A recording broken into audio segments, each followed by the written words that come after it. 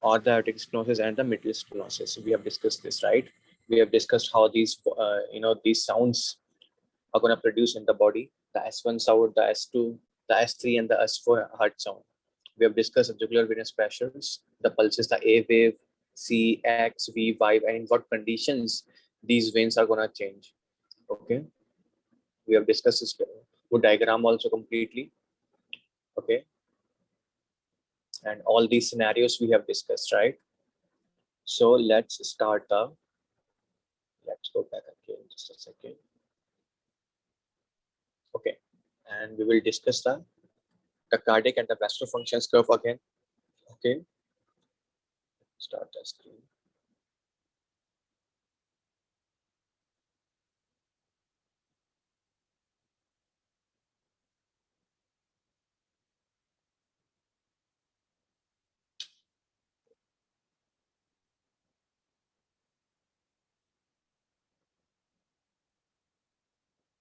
Okay, so for the cardiac and the venous function curves, okay, it represents two functions. First is the cardiac function curve, which is this curve in the black you can see. Okay, and the second curve is a venous function curve, which you can see in the blue line here. Okay, they are made on the x-axis and the y-axis. The x-axis in the cardiac and the venous function curve, it represents the RAP, which is the right atrial pressure, or you can also call it the preload. Okay. Then comes the y-axis, which is the cardiac output, or it can also be, you can also say it as the venous return, because we know that this cardiac output, it will always be equals to the venous return. Why? Because our system is a closed circulatory system. So whatever the blood goes out of the heart, it will always come back into the heart. Okay. So the cardiac output or the venous curve or this venous return, both are the same things. Now we need to understand what these, what are the components of this cardiac and the venous function curve. The x-axis, what does it represent? The y-axis, what does it represent? What the curves actually are, right? And then we'll go back to this curve again and we will discuss for the points. Okay. So the components of the CV function curve are this cardiac and the venous function curves. Okay. So for the y-axis, it represents the index of ventricular function. You know, whenever you want to say how your ventricles are doing, okay, you always need to say about the cardiac output. Okay, what the cardiac output is, what the contractility is, okay, what the stroke volume of the heart is, what the heart rate of the heart is. On these things, on these indices, you can define the function of your ventricles. Okay, how they are working. Okay, so this y-axis, which represents the cardiac output, it's actually represent the index of the ventricular function, how your ventricles are functioning, right? And because your cardiac vascular system is a closed system, so whatever the blood goes out of the heart, it will always come back into the heart, right? So this cardiac output is always gonna be equals to the venous return. As you can see, whenever the left ventricle ejects some blood, okay, it will go into the arteries, then into the arterioles. From arterioles, it will reach the capillaries. From capillaries, it will be collected by the veins, and finally, it is drained into the right side of the heart. From right side of the heart, it will go into the lungs by pulmonary artery. Okay, and from the lungs, it will go to the left side of the heart by the pulmonary veins. So you can see whatever the blood you inject here, okay, it will always gonna come back to the right side. Let's say if you know, if my heart eject 5 liters of blood, then 5 liters must be drained back into the heart, right? It's not like you're receiving 4 liters of blood and you're ejecting 5 liters of blood, right? So the cardiac output will always be equals to the venous return. That is the first thing. Now comes the x-axis. What does this x-axis represent? It represents the index of the filling of ventricles, how properly your ventricles are being filled with the blood. Okay, it is represented by the x-axis. You can say it as a preload. Okay, and because this preload is actually the volume of the blood inside the heart. Okay, we can also call it the right atrial pressure, because whenever you increase the blood volume, it will increase the pressure also, right? So RAP, right atrial pressure, or the preload. Okay, now you need to understand the properties of our vascular system. Okay, and you need to understand two properties. First is the compliance, and second is the elasticity. So what is a compliance? A compliance is you can you know a change in the volume with respect to change in the pressure. Okay, change in the volume of the vessel with respect to a slight change in the pressure. This is known as a compliance, or in the easy words, you can say how easily a vessel can be dilated and it will remain dilated easily. Okay, how easily a vessel can be dilated and it will remain dilated. This is known as the compliance. And because you guys already know that veins are very thin walls, okay, so they can be easily dilated. Okay, so the compliance is a major property of your veins, and because they can be easily dilated, you can store so much blood inside the veins, right? And that's why your body uses the veins to store the blood, right? And the formula of the compliance is the change in volume with respect to a change in pressure. So compliance will be equals to the change in volume V with respect to change in pressure P. Okay, remember this formula for now. The second property is the elasticity. Okay, elasticity means how easily or how quickly the vessel, go back to its original shape whenever they're dilated. Okay, once you dilate a vessel, how quickly and how easily it will regain its original shape. This is known as the elasticity. And the elasticity is the main property of the arteries. Okay, and as you can see, elasticity and compliance, they're always the reciprocal of each other. Okay, whenever you have a this high elasticity, you will have a very low compliance. Okay, and whenever you have a very high compliance, you will have a very low elasticity, because this compliance means how easily you can dilate it and it will remain dilated. It won't attain its, you know uh, to the original shape, while the elasticity means how quickly it will regain its original shape whenever it is dilated, right? So they are always a reciprocal of each other. Okay, and the elasticity is the main property of the arteries, and your body uses the arteries to feed the organs. So for the veins, the body uses it to store the blood, and for the artery, the body uses it to store to feed the organs. Okay. Then you need to know about this mean systemic pressure. Very important term, the mean systemic pressure. Okay, and it is a pressure inside the vascular system when your heart is not contracting. Okay, when your heart stop contracting, when it is not beating, there is a pressure inside the vascular system, and this pressure is known as the mean systemic pressure. And this is the driving pressure which drives the flow of blood from veins to the right atrium. As you can see, you have the veins, and veins need to drain the blood inside the right atrium, right? So there must be a driving force or a driving pressure through which, using which the veins can drain the blood inside the right atrium, right? So this driving pressure is known as the mean systemic pressure. Okay, the normal value of the mean systemic pressure is 7 mm of Hg, and the normal value of right atrial pressure is 0 to 5 mm of Hg. So as you can see, the pressure inside the veins is higher, slightly higher than the right atrial pressure, and that is the reason how your veins are able to drain the blood inside the right atrium. So whenever you think about the mean systemic pressure, you will always think about the pressure inside the veins, which is required, okay, to direct the flow of the blood from veins to the right atrium. Okay, is it clear up to here? Would you repeat this mean systemic filling pressure? The mean systemic filling pressure, you need to know about this, that it is a pressure inside the vascular system when your heart is not contracting. See, when your heart is contracting, you have a normal pressure of this 120 by 80, right? But when your heart stops contracting, there is still a pressure inside the vascular system. Okay, and this pressure is known as the mean systemic filling pressure, and this is the 7 mm of Hg. The normal value of this pressure is 7 mm of Hg. Okay, and this pressure is used by the veins to drain the blood from veins into the right atrium. Okay, it is a pressure which is used by the veins to drive the flow of blood from veins into the heart. As you can see in the diagram, the normal value of the mean systemic filling pressure is 7 mm of Hg. The mean value of the right atrial pressure, you know, it can be from 0 to 5 mm of Hg. Okay, so as you can see, there's a difference of 2 mm of Hg present in between these two things, right? And because of this 2 mm of Hg, the blood can be moved from veins to the right atrium, because you always need a, uh, you will always need a pressure gradient, okay, to direct the flow of blood, right? Am I right? Okay. You need a pressure gradient, right? If the pressure on both the sides are equal, then you won't have the flow of blood. Okay, it will be stopped, right? Yes. So that's why you need the mean systemic filling pressure. It should be higher than the right atrophy pressure. Okay. Okay. Okay.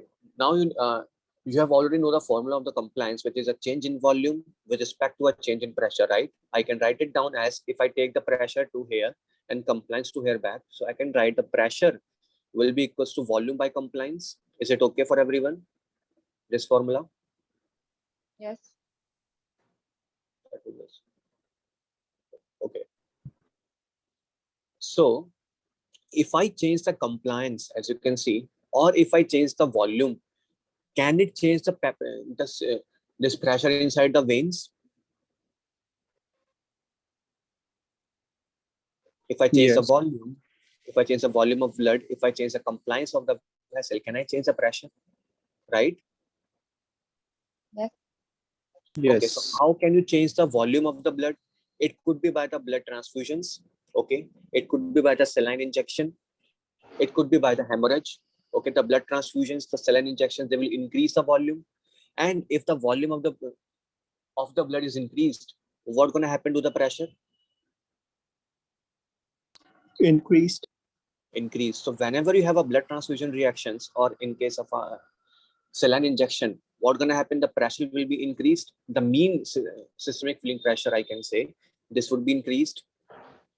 Is it okay? Yes. Yes. And whenever you lost the blood in case of a hemorrhage, what's going to happen to the mean systemic filling pressure? It will be decreased. Similarly, if you decrease the volume, right? Yes. Okay. Now, if you change the venous tone, by changing the venous tone, you can change the compliance, right? You can, if you increase the compliance, which means you're dilating a vessel, what's going to happen to the mean systemic filling pressure? If you increase the compliance, For so low. it will be Decreased. and if you lower down the value of this compliance, then what's going to happen? The Pressure pressure will goes increase. Your pressure would Correct. increase. That's how your MSP will change in case of a venoconstriction and a venodilation. Okay. Now, I have a question before we proceed. yeah. Yeah, we are saying that there's a pressure gradient between the MSP and the RAP that drives the flow of the blood, right? Yeah, exactly. MSP is the pressure when the heart is not contracting. Then what Yeah. about like in normal state when the heart is contracting? Is there any gradient that drives the flow? This is a gradient which drives the flow, the mean systemic filling pressure actually. This is a But gradient. mean systemic filling pressure is a pressure when the heart is not contracting, right? Yeah. You see, But when the, heart has not, heart has no major effect on the veins. Okay. Heart has no okay, major effect on the veins. It has a major effect on the arteries only. As you can yes, see, veins are so much away from the heart, right? You have so many yes, arteries, so many capillaries before that, right? And the effect on the heart on the veins is kind of very negligible. The major effect is in the artery only, and that's why you measure the arterial pressure, the 120/80, not the venous pressure, right? yes. So this pressure is always here, the MSP. Okay. Even if your heart is, but in case your heart stop contracting in the arteries, even you will have this pressure, the MSP, the 7 mm of Hg. Inside the all chambers of the heart, you will have the same pressure, the MSP. If your heart stop contracting, okay, then the pressure inside every chamber of the heart, inside arteries, inside capillaries, inside vein, it will be equal to MSP. Okay. So when the heart is contracting, the what drives the flow into the right atrium? Then If the heart is contracting, then the heart is contracting, we see that the flow occurs from higher pressure to lower pressure, right? yeah, exactly. So when heart contracts, what drives the flow into the right atrium? What kind of pressure changes or something drives the flow into the right This atrium when the heart is is contracting? this is the pressure. This is the pressure. See, the value of right atrial pressure can never exceed this 5 mm Hg in normal circumstances. Okay, it should be between 0 to 5 mm of Hg, and you can see the pressure inside the veins. It is around 7 mm of Hg, right? This drives the flow of blood from veins to the right atrium. Yes, I understand that, but we said that MSP is the pressure when the heart is not contracting. Yes. That is the system. That is the pressure in the vascular system, And right? like I told Um, you, heart has no major effect on the veins. yes, it has no major effect on the veins, but the flows dependent upon the gradient in the chain, Yes. gradient in the And pressure the 7 change. mm of Hg pressure is inside the veins. This is the pressure inside the veins. Even when the heart is contracting. Exactly. Even when the heart is contracting. Okay. But if your heart stop contracting, then 7 mm of Hg will be the pressure inside the arteries and inside all these chambers. Okay. Okay, that will be inside of whole of the vascular system. Yeah, exactly. Okay, get it. So now you understand how the change in volume or how the change in the compliance of a vein will change your this pressure, right? MSP, I can say. Well, oh, sorry, not the MSP, but this pressure. Okay. Or the MSP, of course. Sorry about that. See, okay. Is it clear up to here? Yes. Now,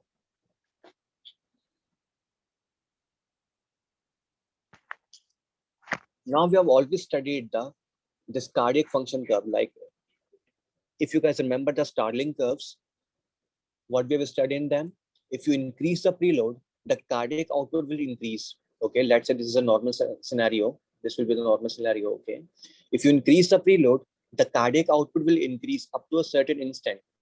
Okay, then the plateau will occur, and if you further increase the preload, then the cardiac output will be decreased. Okay, and on this line, on this graph, the value of your contractility will be same everywhere. But okay, at every point on this graph, the value of the contractility will be same, right? Is that okay for everyone? Yes, yes. Now, whenever you increase the contractility, what's going to happen now? Heart will be contracting at a much faster force, with a much faster force, right?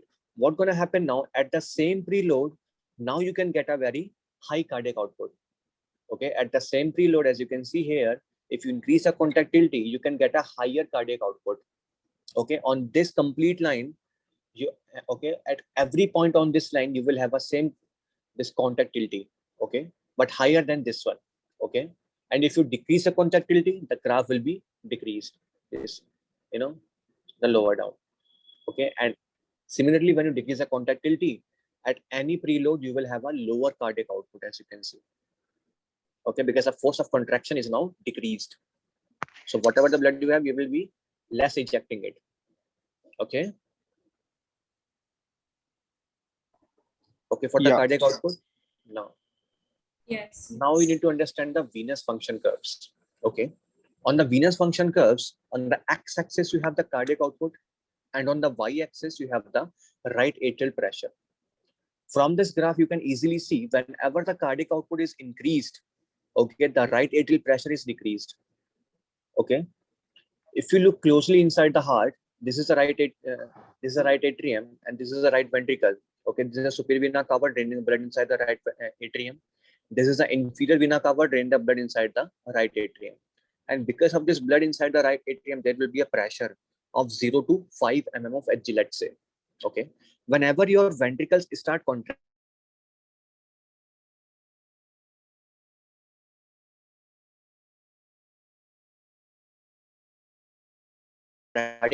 contracting at a much higher rate, okay, and a very high contractility.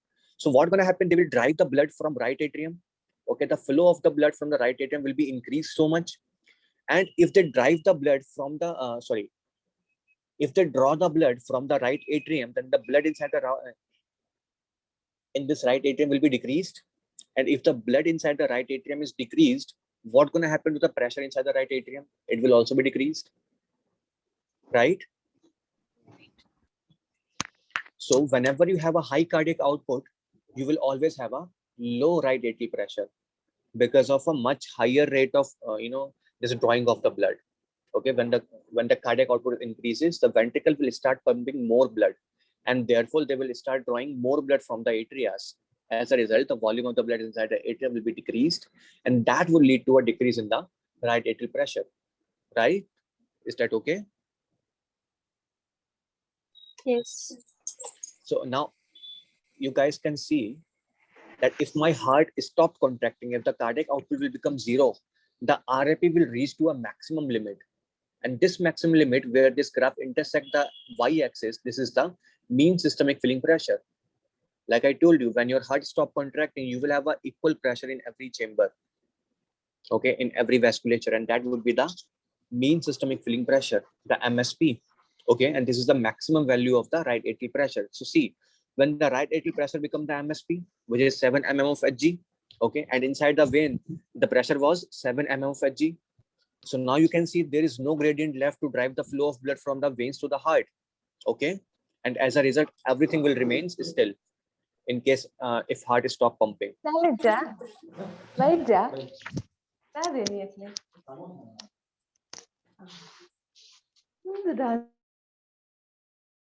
Is that okay up to here?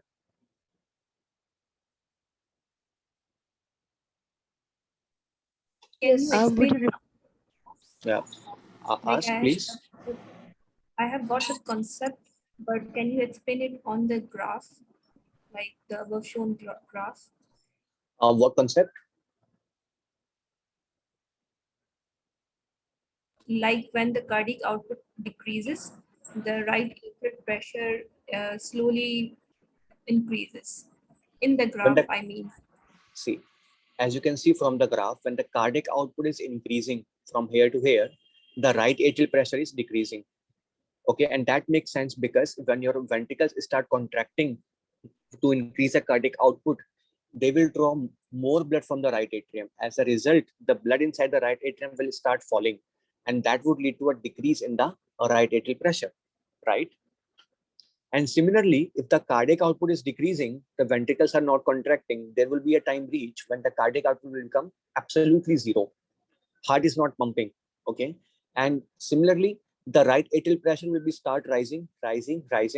And when the cardiac output will become zero, the right atrial pressure will be at a maximum point where the graph intersect the y-axis, okay? And this point is known as the mean systemic filling pressure, okay? And like I told you, this is a pressure which is inside the vein. Okay, this is a pressure which were driving the flow of the blood from veins into the heart. Okay, if the heart, the atria already has the MSP which is 7 mm of Hg, then no gradient of this pressure will be remained. Okay, and as a result, all the blood flow is stopped. The blood is now still inside your body. Okay, and all the chambers of the heart will have the 7 mm of Hg pressure. All the vasculature, arteries, veins, they all have a pressure of 7 mm of Hg. Okay, this is the mean systemic filling pressure, right? Right. Okay, can we say it vice versa? Like if the RAP increases, yeah, the VR decrease. RAP increases, we have decreased. Yeah, RAP, I'm asking, is it like if RAP increases, would yeah, the venous return drop? Like, can we say it otherwise? yeah, Means there that exactly. As you can see, yeah, as you can see, the RAP is actually opposing the flow of blood, right? The MSP is kind of driving the flow of blood, and RAP is opposing it. Okay, and because of these two things, there's a pressure gradient of 2 mm of Hg. Ultimately, what's yes, going to happen? The blood will flow from veins to the right atrium. If this RAP rises, then the gradient is dropping. Okay, if the RAP becomes 6 mm of Hg, okay, and this gradient becomes 1 mm of Hg. So less blood will flow from veins to the right atrium. If this RAP becomes 7 mm of Hg, which is the MSP, then no blood will flow from this veins to the right atrium, and the venous return will drop similarly, right? okay, So whenever you have a high RAP, the venous return will always drop. Okay. yes, Okay, so let's go back to our curves again, the combined curve. We have discussed what is in the x-axis. Okay, the MSP. We are sorry, this RAP and the preload. We have discussed what this MSP is. We have discussed what is in the this y-axis. We have discussed why the cardiac output is always equal to the venous return. Okay, we have discussed this venous function curve. We have discussed this cardiac function curve. Let's see what's gonna happen if you make changes inside the heart, okay? If you make changes inside the arteries and if you make changes inside the vein. Let's talk about the heart first, okay? What's gonna happen if you causes increase in the contractility or decrease in the contractility, okay? For the increase in this contractility, you call it an inotropy, okay? A positive inotropy or a negative inotropy. As you can see from the first state, if you increase the inotropy, what's gonna happen? The cardiac function curve will be go upwards, right? Like this one. Is it okay? Yes. Yes. Okay. So for the first part, in this case, you are just doing things with the heart, okay? Not doing thing any vein or arteries. All of these things are not involved, just the heart. You are doing changes in the heart. Okay, so whenever you causes an increase in the contractility, that can be happen by giving the patient catecholamines, okay, or by the digoxin, okay, or sometimes by the exercise, okay. So what's going to happen in these scenarios? The contractility of the heart will be increased, and what you will get is the increase in the inotropy. This graph will be like that. And yeah, one more thing I forgot to tell you. Sorry about that. The line C, the point where these two curves intersect. Okay, at this point where the two curves intersect, this will be the point where the heart is operating. Okay, and as you can see, at this point, the pressure inside my atria is this. Okay, and the cardiac output of my heart is this, and similarly the venous return of my heart is this. Okay, and this value of the right atrial pressure in the normal circumstances, this must be between 0 to 5 mm of Hg, and this MSP is normally 7 mm of Hg. As you can see, this value is always less than the MSP, right? You guys can appreciate that. Okay, this value must be between 0 to 5 mm of Hg, and this MSP, it is 7 mm of Hg. Okay, this will be the point where my heart is right now operating in the normal circumstances. Okay, my heart is receiving this much venous return, it will be ejecting this cardiac output under this contractility, okay, under this right atrial pressure. Okay, is that okay? Yes. Yes. Yes. Okay, so when your heart is increased the contractility, what's gonna happen? The point where my heart is operating, it will gonna go from this point to the point 1, right? Because I'm not doing anything with the veins or with the arteries. Okay, I'm just doing things with my heart. Okay, like in case of a catecholamine, which stimulates the beta-1 receptors, in case of a digoxin, in case of the exercise. Okay, similarly, when I got a heart failure with a reduced ejection fraction, or I can say the systolic heart failure. Okay, in case of a systolic heart failure, or in case of an opioid overdose, okay, or let's say in case of a sympathetic inhibition, this sometime happen, right? What's gonna happen? This contractility will be decreased, okay, and now my heart will move from this operating point to this point 2. Okay, and as you can see, whenever the cardiac output of my heart is dropping, the right atrial pressure is rising. Okay, the cardiac output is dropping, right atrial pressure is rising. I hope everyone can appreciate that. Okay, Yes. so this is your first curve, which represent if the changes occur in the heart, then how can it affect the cardiac and the vascular function curves? Okay, this is the curve A. Okay, now you need to understand what's gonna happen if I make changes inside the veins, if I venoconstrict them, if I venodilate them, if I increase the blood volume.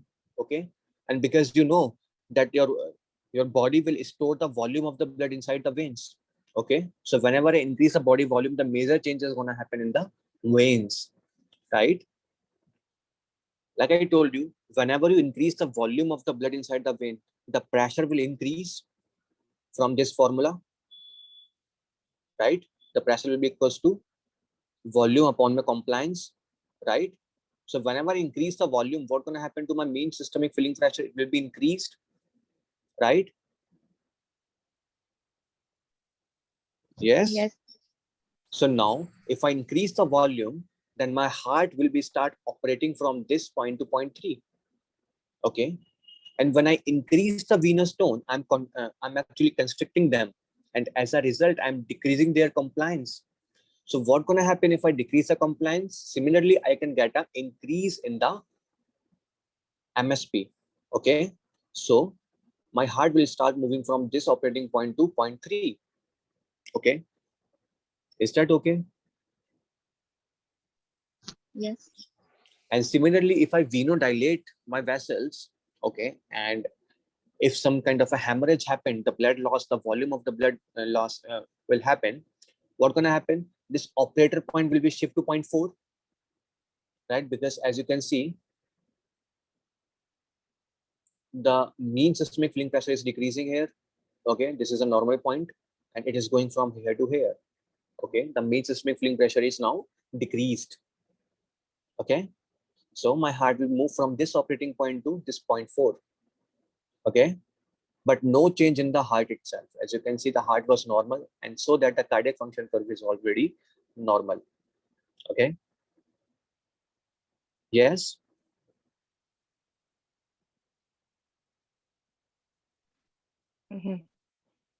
It's just a formula you guys study. The pressure will be equals to the volume of the blood divided by the compliance. Okay. If I increase the compliance, which is in case of a dilation, the pressure will be dropping. The pressure will be dropping. And similarly, if I'm decreasing the volume of blood, the pressure will be dropping. Okay. So whenever I make changes with the vein, this complete curve, okay, it can either go this direction or it can either go this direction completely. And it will also change the mean systemic filling pressure from here to here. Okay. Are we good with this fact?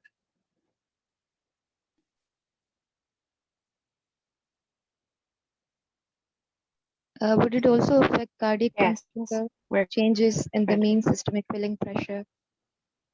If no, see, I'm making the major changes in the veins only, not in the heart. Okay, so it's not gonna affect my heart.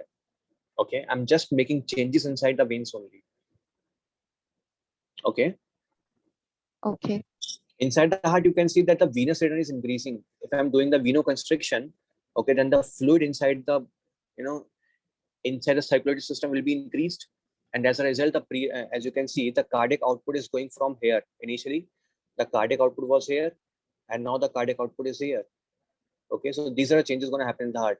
It's just an increase in the preload, and because of this increase in the preload, I'm getting an increase in the this cardiac output also. Okay, no other change.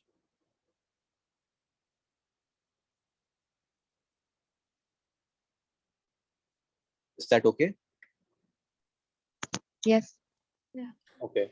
Now we studied what gonna happen if I make changes in the arteries.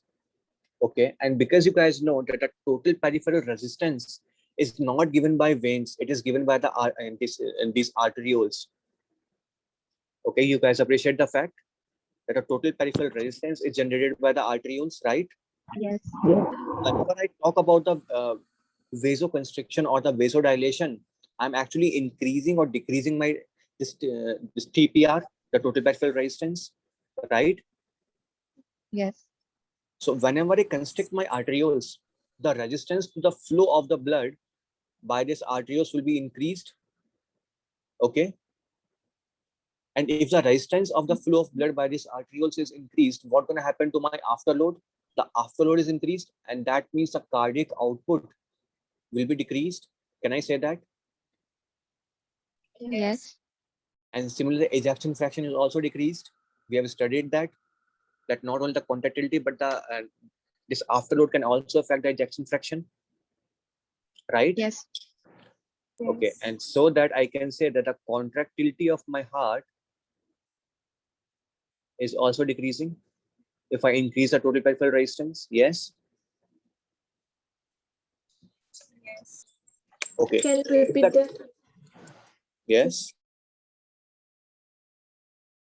If I TPR. increase the total peripheral resistance, what's going to happen? The resistance to the flow of the blood through the arteries, it is going to increase. And if the resistance is increased, this cardiac output from my heart, it will be decreased. Okay, and the contractility also will decrease from the heart if the afterload is increasing. Yes, Yes.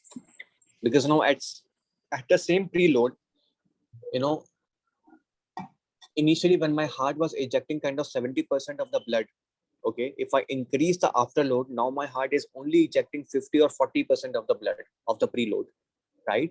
So as a result, the contractility is now lost. Okay, now if the cardiac output is lost, what's going to happen to the venous returns?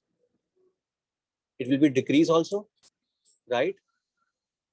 And as a result, the preload, this preload will also be decreased, right? Can I say that? Yes. Okay, now go back to the this diagram again. See, whenever I increase the total resistance, okay, and this can be happened by giving the patient vasopressors or the arterioconstrictors. Okay, what can happen to my contractility? It will decrease. Okay, a shift from this point to 0.5. Okay, from this graph, okay, to this graph, the lower one. Okay, what gonna happen to my venous return? It will always decrease. Okay, as you can see. So I will have a shift of this operator point from this point to 0.5.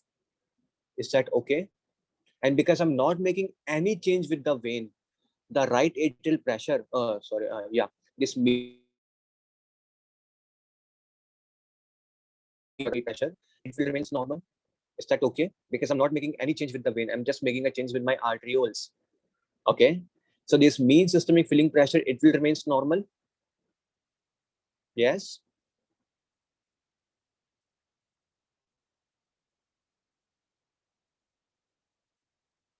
This Can is you gone. repeat it?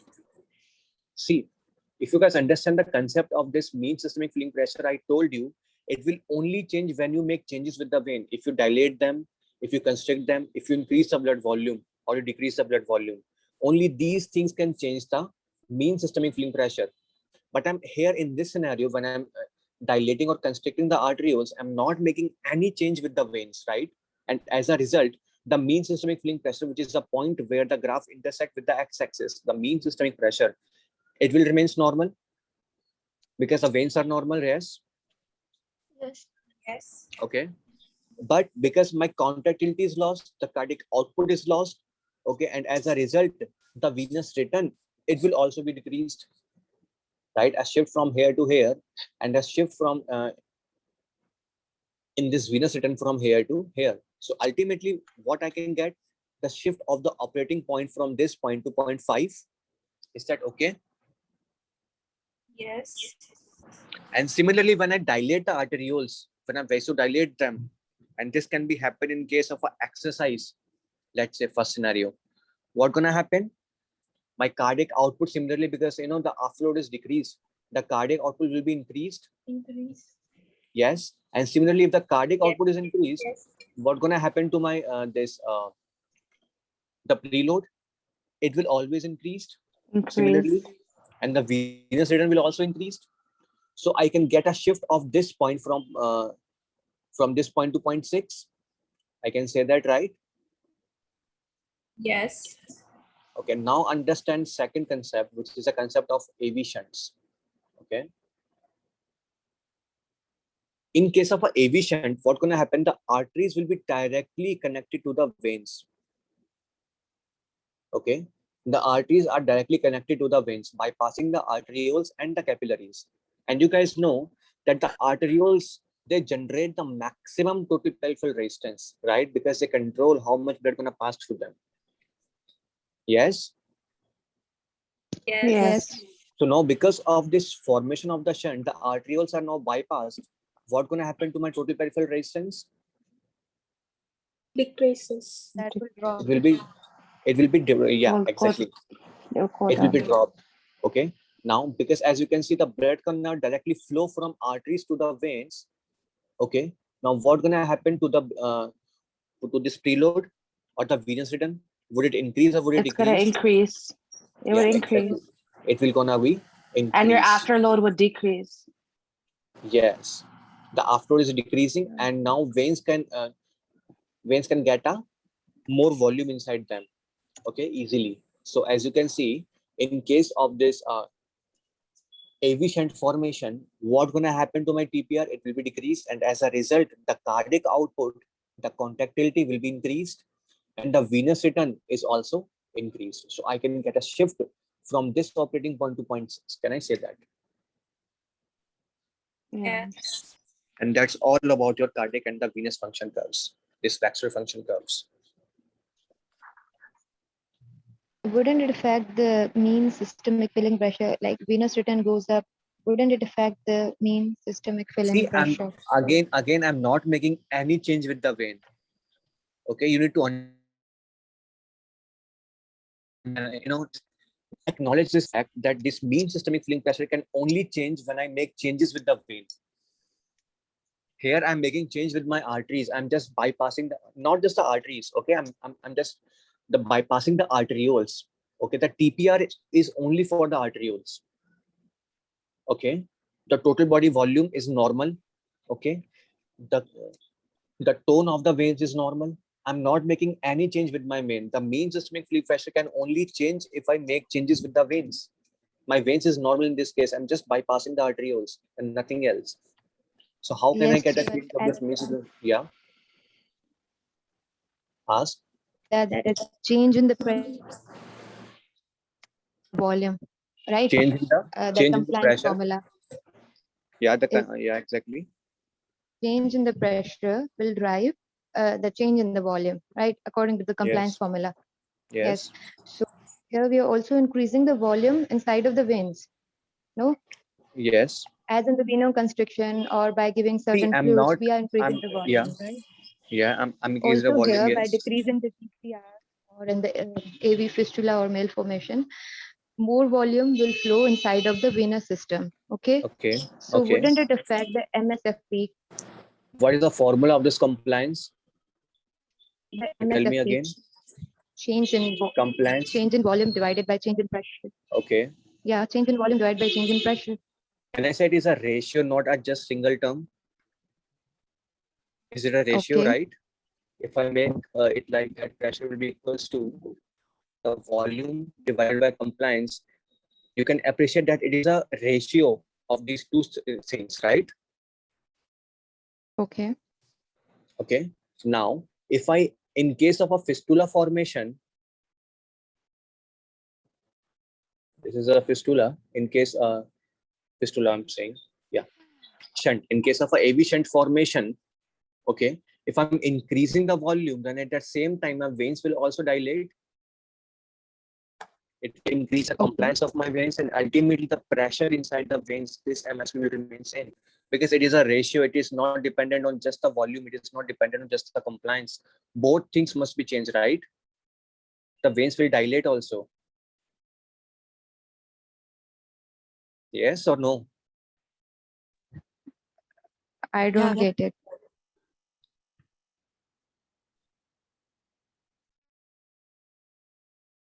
Are we good? Yeah, thank you. Okay, so it is a ratio, not just a single term. You are saying that it will increase the volume, so it will increase the pressure, but you have to appreciate the fact that whenever the volume inside the vein increase, they have a very high compliance. Okay, so because of this change in the volume, they will dilate. Okay, and once they dilate, the ratio will always remain same. The pressure will be normal, just like before. So no change in the mean systemic filling pressure, or you can get a slightly increase, slightly decrease also. That if we mention this fact that the change in the see, this is all normal, of course. No change. Only change in the RP will occur, but not in the MSP. Okay, or a slight increase can occur, but it is kind of insignificant. Okay, we just need to appreciate the fact that ratio is there. The change in volume and the change in compliance. This ratio makes up the pressure, not just the volume or the compliance itself alone. Okay, Okay. are we good? Yes. So any more doubt on this cardiac and the vascular function curves? No, thank you, sir. Ask if someone has a doubt.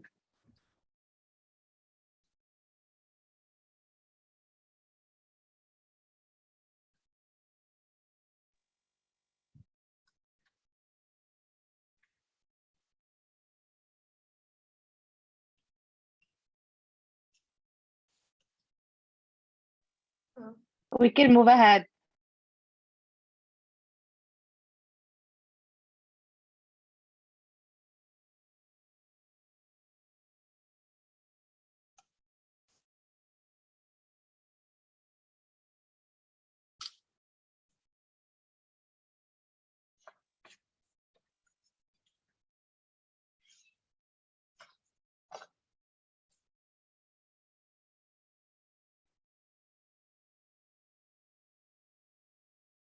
Is that okay now? Yes, we can hear you. Okay. So any doubt again? No. No, but I think we're okay. Please respond. I cannot hear anyone. Yeah, it's okay. We said we're okay. We can move ahead. Okay. Thank Okay. you. Thank you. So that was about the cardiac and the vascular function curves. Okay. You just need to understand what components. Okay. All this x-axis, all this y-axis, what does venous function curve really means? What the MSP is very important. Please do not confuse the MSP with anything. Okay. Only when you do the changes with the veins, you can get a change in the MSP. If you change with the arteries, if you change with the this heart itself, it won't gonna affect the MSP in any way. Only in case of a change in volume or a change in the compliance, it can change the MSP. Okay, very important to know that. And this point where the two curves intersect, it is a point of your heart. Okay, where the heart is operating. Okay, and now we are done with the this cardiac and the venous function curves. We are gonna move for just a second. Yes. So as I've mentioned, in case of inotropy, you can get the high inotropy. In case of a catecholamines, the digoxin, the exercise. Okay, you can get a low inotropy or the loss of conductility in case of a heart failure with reduced ejection fraction, or I can say a systolic heart failure, the narcotic overdose, the sympathetic inhibition. Okay, for the venous return. Okay, for the venous return, any change in circulating volume can alter the RAP, and the stroke volume can change in the cardiac output. Okay, in case of fluid infusion or sympathetic activity, this can lead to the venoconstriction. Okay, and this fluid infusion can lead to the high increase in the volume that can lead to the change in the this point from point this to point 3. Okay, then in case of a loss of volume, the acute hemorrhage or the spinal anesthesia, it can lead to the loss of sympathetic activity. This can lead to the loss of volume in the venous tone, and as a result, you will get a shift to 0.4.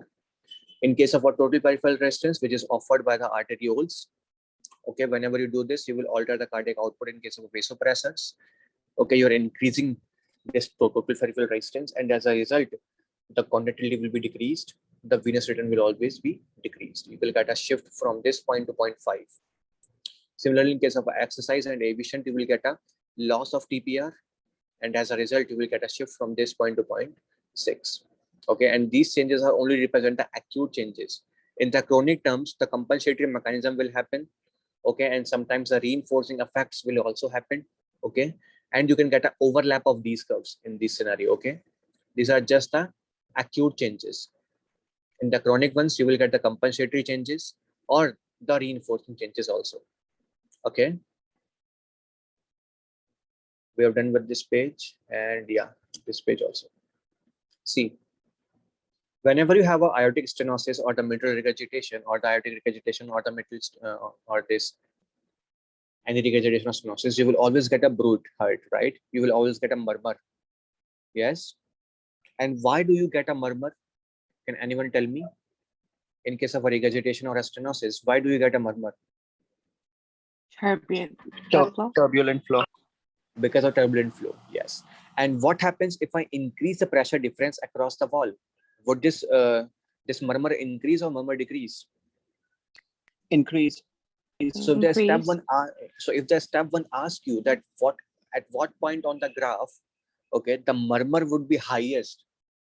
So what point would you choose in case of aortic stenosis? The peak The peak part. point, because as you can see on this peak point, the difference between the aorta and the left ventricle is highest.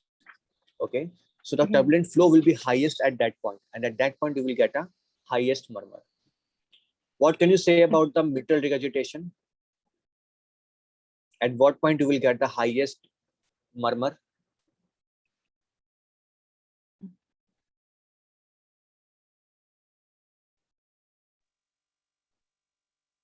At the time of feeling.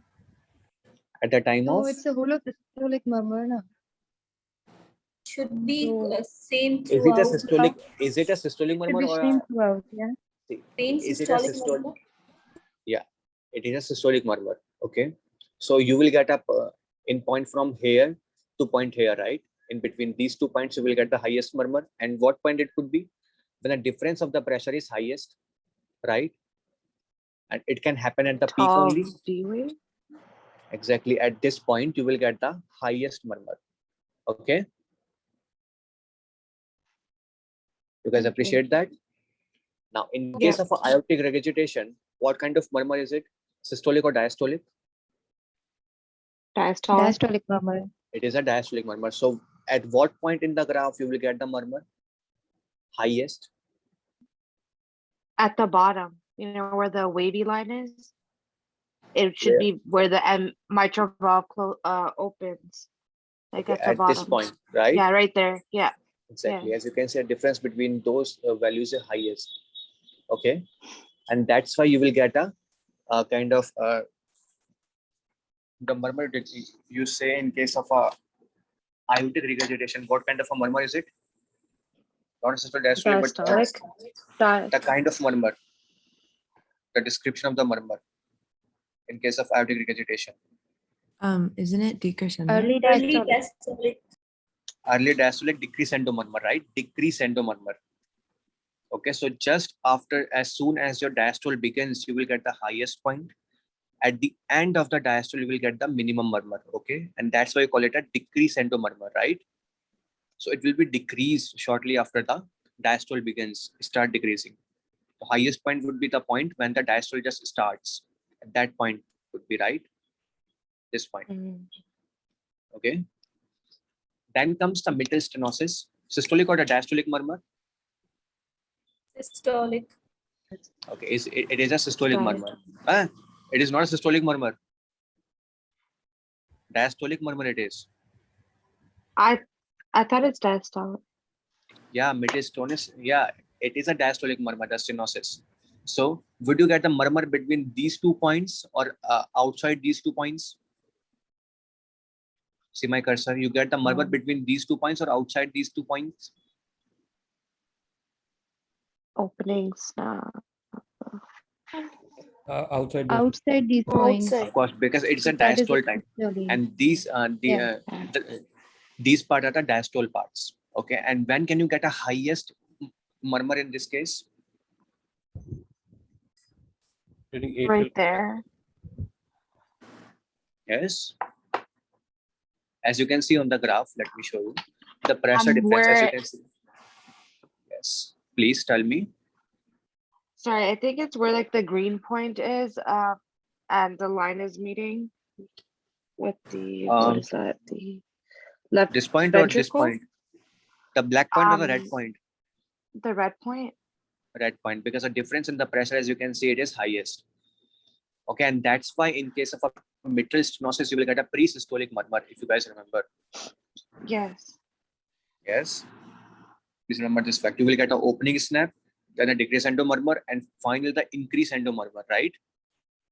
And that increasendo murmur is because the pressure difference is highest at that point. Okay. So please note, if the step 1 asks you at what point of time you will get the highest murmur in different scenarios, just know when the pressure difference is highest across the walls, at that time the murmur would be highest. Okay, because the turbulent flow will be highest at that point. Okay, so you can easily depict from these graphs what kind of a murmur you are getting and where you are getting it, right? Any doubt? What about the case of aortic regurgitation? In case of aortic regurgitation, you will get a murmur when the difference in the pressure between the aorta and the ventricles is highest. Okay, you will get a decrescendo murmur, right? So shortly after diastole begins, the pressure inside the ventricles is kind of a low. Okay, and that time the murmur will start appearing, and that time it would be the highest time when the murmur just started. Okay, as you can see, the pressure start dropping. Okay, and the difference started creating, the diastole begins and you will get the murmur highest at this point. Okay, in the diastole. Okay, Okay. Okay. and then you will get a decrease into murmur. Okay. And in case of mitral regurgitation, why is it Yes. not in the tallest point of that we wave? This point, Yeah. see where the valve is, the mitral valve, in between which chambers? Atria and ventricle. Atrias and the ventricles. So I need to look for the difference in the pressure between the atrias and the ventricles, right? Yes. And now tell me what this green line represent? Atria. What pressure? Atria pressure. And what this line represent? The blue line represents? Ventricle. So I need to look at that point where the difference in the pressure of the atrias and the ventricle is highest. At that point, the lines are intersecting. That means the pressure difference is 0. Okay. Mhm. And at that point, the pressure difference is maximum, right? Yes. That's why we'll get the highest murmur here. Okay. Okay. Any more doubt?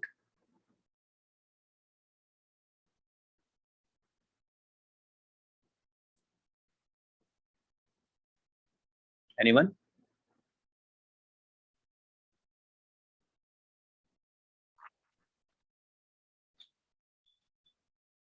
I think we're okay. Okay, thank you so much. And we will take a short break here.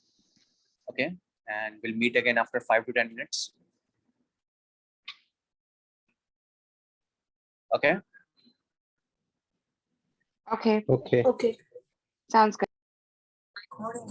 And the step 1 ask you what could be the maximum point, the point where the murmur would be maximum. You can easily predict that by looking at the pressure difference between the two structures across this valve, right? In case of a mitral valve, it would be the ventricles and the atrias. In case of a aortic valve, it would be between the aorta and the ventricle.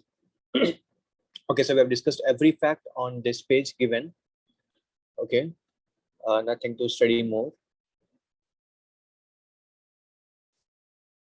Okay, then you need to study about the splitting of the S2 sound. Okay, why the S2 sound is generated? Because of the closure of aortic or the mitral valves? Aortic. Aortic valves, right? Now, see what's gonna happen once you inspire, okay, and because of the inspiration, this can lead to a drop in the intrathoracic pressure, which is the pressure inside a thoracic cage. Okay, and because the pressure is dropped, now veins can be more dilated, right?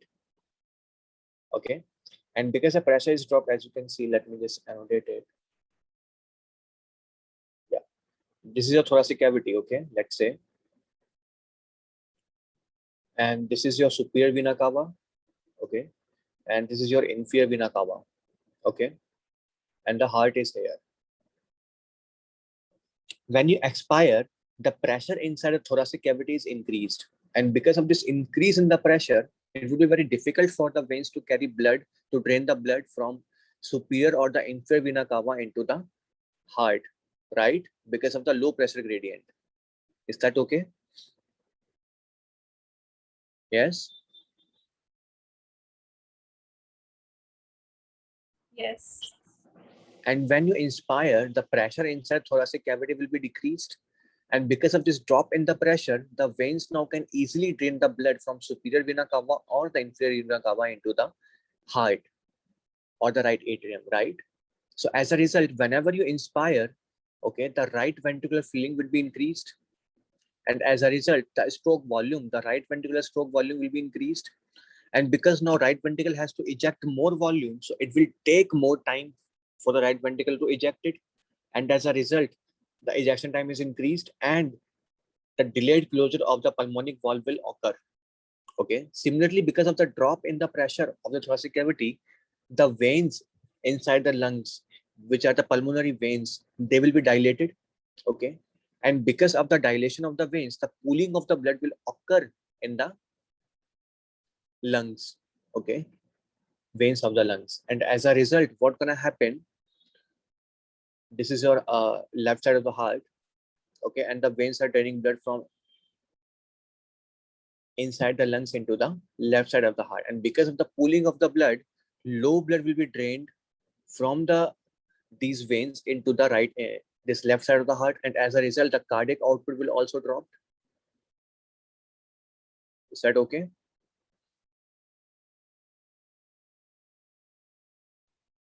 Yes. Can you repeat? See, when you inspired, what happened? The pressure inside thoracic cavity is decreased, and as a result, the superior vena cava and the inferior vena cava, they can easily drain the blood from them into the right side of the heart, right? And because the vasculature, the pulmonary vasculature, they have a very high compliance. Okay, now because of the drop in the pressure and because of this high compliance, they will be dilated, and because of the dilation, there will be the pooling of the blood occur in the pulmonary veins or the arteries also, because both the vessels are very compliant in case of this lungs, right? So because of the pooling of the blood, less blood will be drained into the left side of the heart, and as a result, the cardiac output will also drop. Okay. Okay. And you can see, because of this increase the drainage of this of the blood inside the right side of the heart, there would be a delayed closure of the pulmonic valves, right? And as a result, the splitting of the S2 will occur in case of inspiration. Okay. Inspiration can lead to the splitting of the S2 because of a delayed closure of the pulmonic valves. Okay. When you get a very wide splitting, okay, that means that means the right side of the heart is become dysfunctional, okay, or the valve is become stenotic. Okay, because the stenotic valve, the motile will be need to eject the blood from the valve, right? So either in case of a pulmonary stenosis or in case of a right bundle branch block, okay, the branches of the nerve which are supplying your right side of the heart, if they get blocked, in that case, the heart will be stopped contracting or very delayed contraction will occur, and that can lead to the delayed closure of the pulmonic valve. So it can lead to the wide splitting. Okay, and this splitting is especially occurred on the inspiration. Okay, so splitting was there in case of inspiration and expiration also, but the splitting increased in the inspiration. This is the wide splitting. Then comes a fixed splitting, which is a case of the ASD. Okay, special case in the atrial septal defect. What gonna happen? You have a fixed splitting. Okay, and the splitting won't change with the inspiration or with the expiration. When you hear the sound, both in the expiration and in the inspiration, the splitting would be there, and the distance and the time gap between the splitting would be, a kind of equal in case of expiration and the inspiration. Okay, why it's gonna happen? Because of an increased shunting of the blood from left side of the heart to right side of the heart, because the left side of the heart will have a very high pressure than the right side.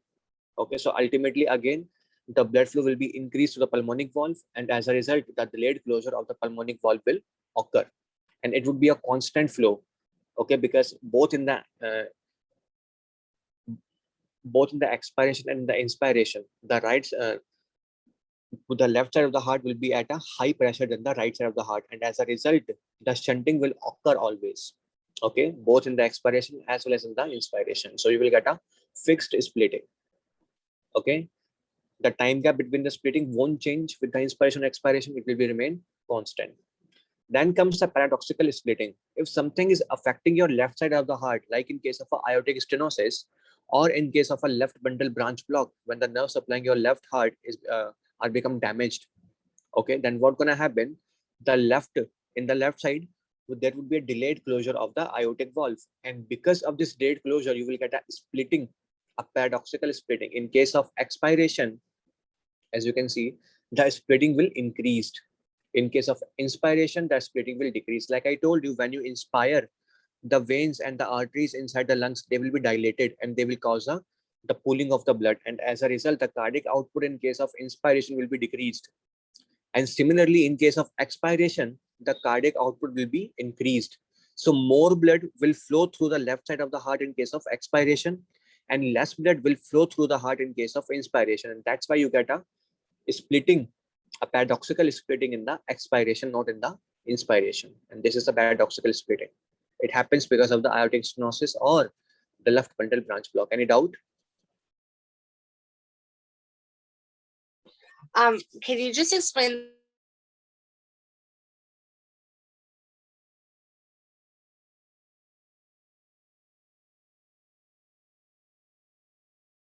that understanding that one? It's a thoracic cavity. Okay, you have a heart inside it. Okay, you have a superior vena cava draining the blood. Okay, you have an inferior vena cava draining the blood, right? And after that, the right side of the heart will pump the blood into the left side of the heart, and it is through the pulmonary circulation. Okay, appreciate that fact. Yes. And you already know that the pulmonary circulation has a very high compliance, right? It is a fact. Okay, and because of the low, if the thoracic pressure become decreased in case of inspiration, what gonna happen if the pressure is decreased? What gonna happen to my compliance? Remember the formula: compliance will be equals to the volume by pressure. If I decrease the pressure, what gonna happen to my compliance?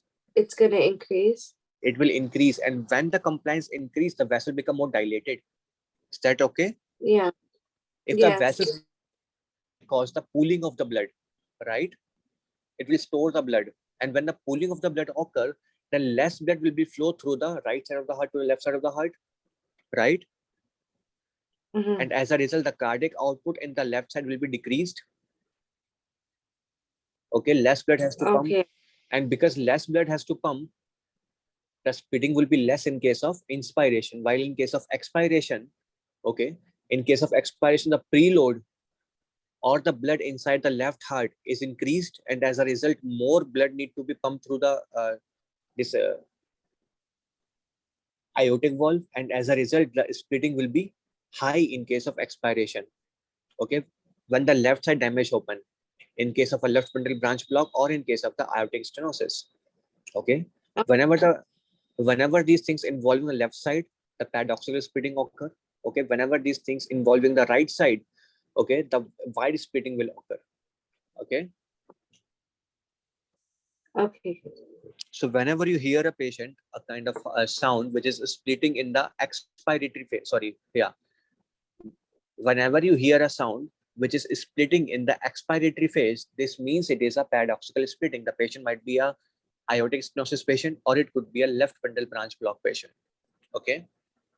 And similar thing you can also get in case of a systemic hypertension, because in case of a systemic hypertension, you are having a high mean arterial pressure. That means a high afterload. In case of a high afterload, what's going to happen? More time will be need to eject the blood. Okay. Similar the case of aortic stenosis, the more time will be need to eject the blood, and you will get a paradoxical splitting in case of this the hypertension. Okay. Okay. Then you need to understand the concept of hypertrophy. Okay. First thing is the concentric hypertrophy, and second is the eccentric hypertrophy. In case of the concentric hypertrophy, the addition of the myocytes gonna happen in parallel stacks, as you can see. Okay, these are normal. They have the two layers. For example, in case of a concentric hypertrophy, the myocytes will be added in the parallel direction. Okay, which means it will become 2 to 4 layers, and as a result, thickness of the myocardium will be increased. And when the thickness of the myocardium increased, the lumen size or the chamber size of the heart will be decreased, and this is known as the concentric hypertrophy. Whenever you have a pressure overload, okay, whenever you have a pressure overload, it will always leads to the concentric hypertrophy. Okay. And in case of a chronic hypertension, in case of aortic stenosis, you will have a pressure overload, and when the pressure overload happens, it will always lead to the concentric hypertrophy. In case of a volume overload, whenever the amount of volume become very much, the sarcomeres, they will add it in the series from here to here, and then here, and then here again. So they will add in the series, and as a result, the size of the heart itself will be increased. The chamber size will be increased. The size of the heart is completely increased. The dilated cardiomyopathy that you guys know. Okay, it occurs because of the volume overload.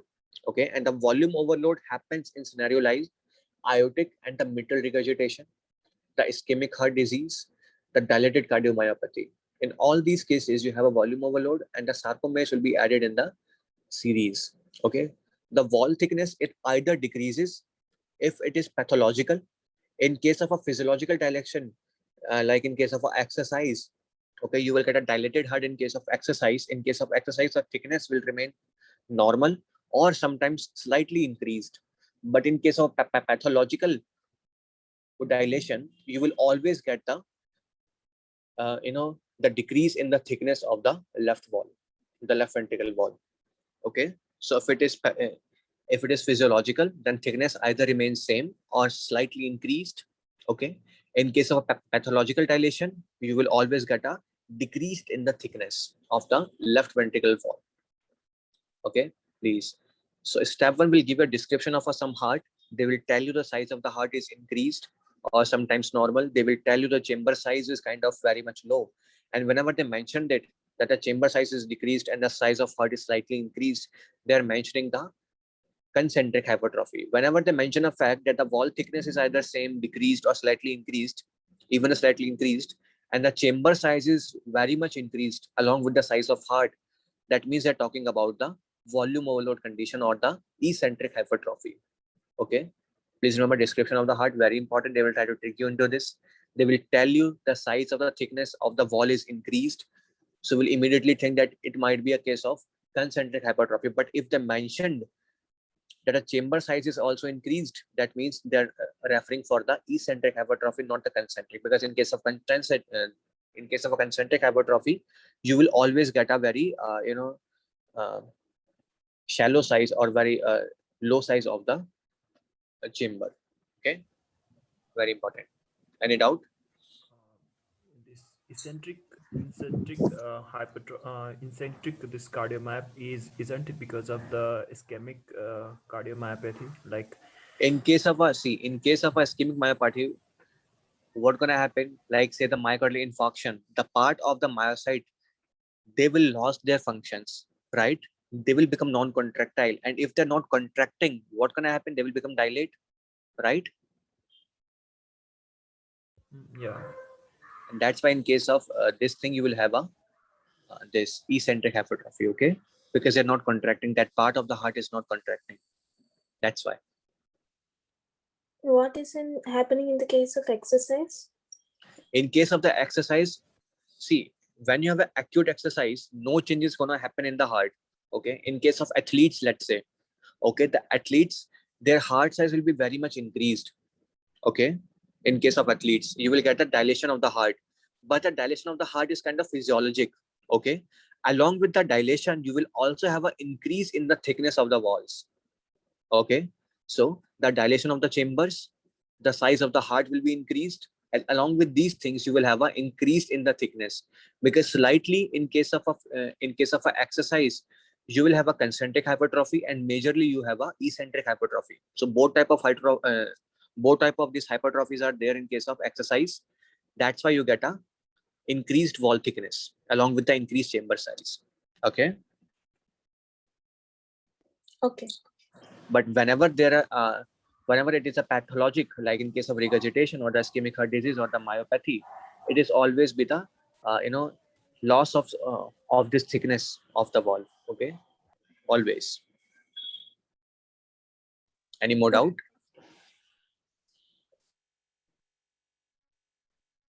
No, we are good. Okay, then we need to know about the Excuse heart me. murmur. Yeah. Yeah, is that eccentric hypertrophy is always because of ischemic consequences? Because this I didn't ischemia, understand. Yeah. I, I mean to say, when there will be ischemia occurs, there is a compromise of blood supply to the left ventricle, often Yeah. left ventricle, and that makes the the muscles of heart weaker, and that consequently lead to dilation of heart Yeah, chamber. exactly. So here is the erratic mitral or mitral regurgitations. Is it also secondary to ischemic disease? Because Sometimes not. so like here is the when there will be concentric hypertrophy. It is the like when the athletes or someone die because of this concentric hypertrophy. So it is the physiological when their heart try to left ventricle try to become more stronger and stronger, and consequently the left ventricle chamber size decrease.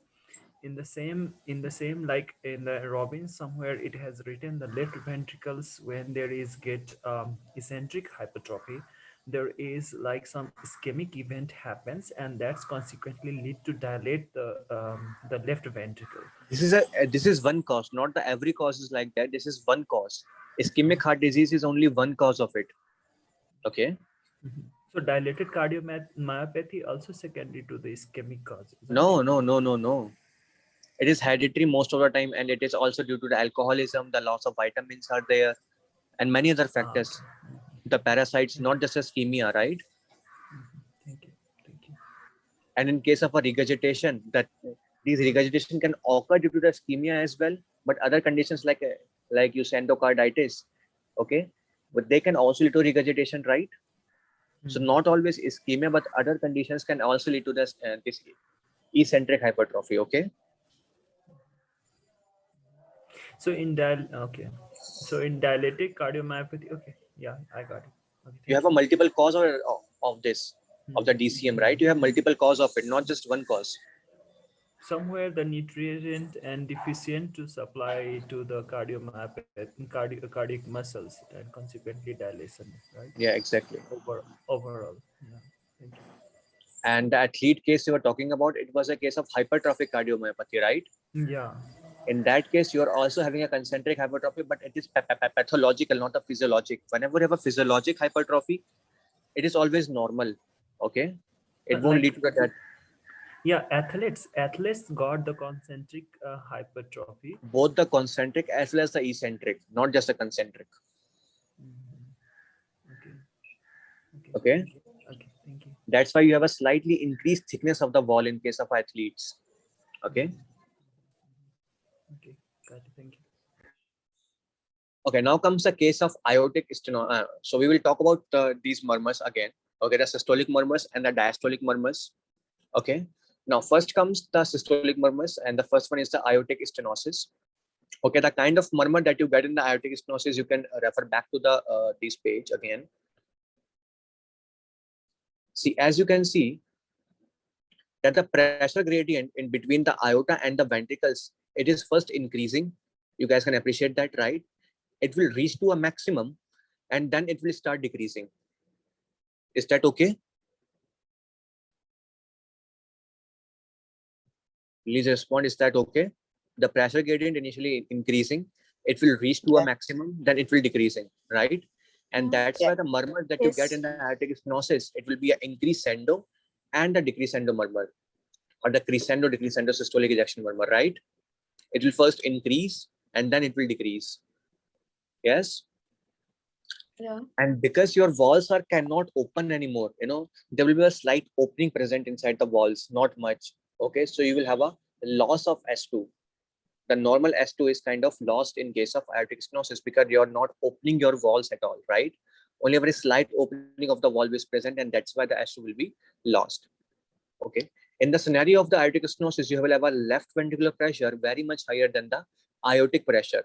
Because of the stenotic valve, the heart cannot eject out the blood, and as a result, the pressure inside the left atrium will become so much high, right? It will become more than the aortic pressure, and that's why you get a murmur, right? The aortic stenosis murmur will be loudest at the heart base. We will see in the next page where the heart base is actually is. Okay, but it is loudest at the heart base. Okay, it will always radiates to the carotid. Okay, if you look at a diagram of the heart, normally, if I draw the heart here, and these are the chambers of the heart. This is your left ventricle. The left ventricle has to push the blood in this direction, right? This is the direction of aorta. Is that okay? Right? Yes. Yes. So whenever the heart will push the blood in this direction, okay, the radiation of the bruit or the murmur, it will go to the carotids, because at here you have the carotids, right? So that's why you will have the radiation of this murmur to the this carotids. Okay. Yes. And you always have the pulvus, the pulses parvus attardus, which means the weak pulses, which makes sense because you have a very low cardiac output, and because of the low cardiac output, you will have a very weak pulse. As you can see, it will very initially increase and then decrease. So it will have a slowly increasing type. Okay, the pulses are weak and they have a very delayed peak. Okay, and because of the loss of cardiac output, what you can have is the syncope. Okay, and because ultimately the hypertrophy of your heart is going to happen because of this high pressure. Okay, and because of the hypertrophy, the endocardium, the subendocardial layer, it will become very ischemic. Okay, the demand of the oxygen for the heart is increased, and as a result, what you can expect is angina. And this angina is kind of a stable type angina. Whenever the patient is trying to kind of exercise or do any physical workout, at that time the symptoms of the angina will occur, because at that time your heart require even more oxygen demand. Okay, so supply demand mismatch will create because of the increased hypertrophy, and that's why you always get a chest pain in case of aortic stenosis. Okay, the patient will also get a dyspnea. Why dyspnea? Because first thing, the cardiac output is lost, the oxygen supply to other part of the tissues is lost. That is the first thing, you will have a shortness of the breath. Second thing, because of the pressure overload, see, this is your left side of the heart, this is your right side of the heart. Okay, when the pressure and the heart are kind of connected with the lungs here. Okay, you have a lungs in between, these are the arteries. Okay, and these are the veins. Whenever the pressure inside the left heart is increased, the pressure will be backflow to the lungs. Okay, the pressure inside this pulmonary vasculature, it will increase. Okay, ultimately the pressure inside the right side of the heart will increase. The pressure will be gonna backflow, and it will increase the central venous pressure also. Right, so because of this increased in the pressure, you will get the dyspnea on the exertion. Okay, so on the exertion you can get a syncope because his cardiac output is kind of low. At the baseline it was okay, but whenever the patient try to exercise, the cardiac output will become severely low, you will get the syncope, angina will occur, and the dyspnea will occur. All of these things on the exertion. Okay, mostly it happens due to the age related calcification. Very important, it happens due to the age related calcification. And what kind of calcification is this? Is it a dystrophic calcification or a metastatic calcification? Dystrophic. Metastatic. Why metastatic? This If is it is a dystrophic. Does this patient is having a very high calcium load? no, No, The calciums are normal. dystrophic. It is dystrophic. See, with the aging, your your body is always encountering the reactive oxygen species. Okay. Right. Okay, and because of this reacting oxygen species, you will always get a slight the cell damaged of the endocardium, right? And because of the damage of the cells, okay, the cells which are overlying these walls, what's gonna happen? The cells will die, and because of their death, the calcification will occur, and because of the calcification, you can get the aortic stenosis, right? And it generally occurs in a patient which is above 60 years of age. So mostly, whenever the step one will give you a patient, a natural patient of this aortic stenosis will always be a patient more than 55 years of age at least. Okay, younger patients can also get this condition when they have the bicuspid aortic valve. Very important, if a patient born with the bicuspid aortic valve, step one will ask you what is the consequence of this bicuspid aortic valve. The patient will get the aortic stenosis before the age of 60 or before the age of 50, I must say. Okay, very important. The patient will get the stenosis before the age of 50. Okay, other cases of this aortic stenosis, it can also be by the chronic rheumatic heart disease. In case of acute scenario, you will get the regurgitation, but in case of a chronic scenario in the rheumatic heart disease, you will get the stenosis. Okay, and generally in case of a rheumatic heart disease, along with the aortic stenosis, you will always get the mitral stenosis, because mitral valve is almost every time affected. And if you're affecting the aortic valve also, then both valves must be there. So both mitral stenosis and aortic stenosis is present in case of rheumatic heart disease. Okay, and it happens in the chronic conditions, not in the acute conditions. In the acute, it is always the regurgitation. Any doubts so far? Sorry, you said No. for chronic rheumatic disease, there's both mitral stenosis and aortic stenosis happening concurrently? Yes, exactly. Same time. Okay. Yeah. Sorry, it was cutting out. Thanks. Yeah. And I think, yeah. And one more thing they will ask, yeah, Why please is ask. the ejection click? That's because of the crescendo. Sometimes you can get the ejection click in case of a bicuspid aortic valve only. See, ejection click will only present in case of a bicuspid aortic valve. If it is a natural cause, then you won't get this ejection click. Okay, ejection click is only present in case of bicuspid aortic valve if the stenosis is happening because of it. Okay. Okay. One more thing, in case of this stenosis, when the calcification was occurring, okay, the fibroblast, they will become the osteoblast like cells, and they will cause the calcification of the valve. Very important step. One will ask you this.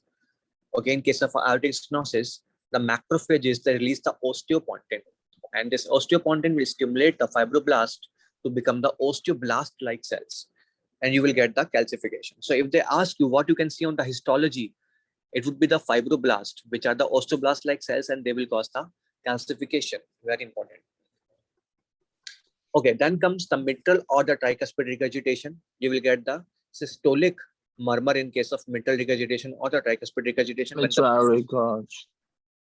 when the pressure was backflowing into the atria Go. from the ventricles, right? And what kind of a murmur you will get in case of mitral or tricuspid regurgitation? It would be a hollow systolic murmur. Okay, throughout a systole you will get the murmur. Okay, you will get the hollow systolic murmur in case of mitral or the tricuspid regurgitation. Okay, and the regurgitation will be loudest at the apex of the heart. Okay, and it radiates towards the axilla, which makes sense because the the backflowing of the blood is going to happen from ventricles to the atria, right, in the upward direction, and you have the axilla here, right? So you will get the radiation of the murmur towards the axilla. Okay, always, and it is loudest at the apex. Okay, generally you can get the mitral this mitral regurgitation because of the ischemic heart disease in case of a myocardial infarction. If the papillary muscles become damaged, that can lead to the mitral regurgitation. Okay, if the dilation of the heart occurs, like in case of a dilated cardiomyopathy or any other case of dilation, you can get a secondary mitral regurgitation. Okay, in case of a this endocarditis, you can get a mitral regurgitation. In case of a rheumatic fever, you can get a mitral regurgitation. So please remember these points. After the myocardial infarction, because of the rupture of the papillary muscles, and what papillary muscle will be most commonly ruptured?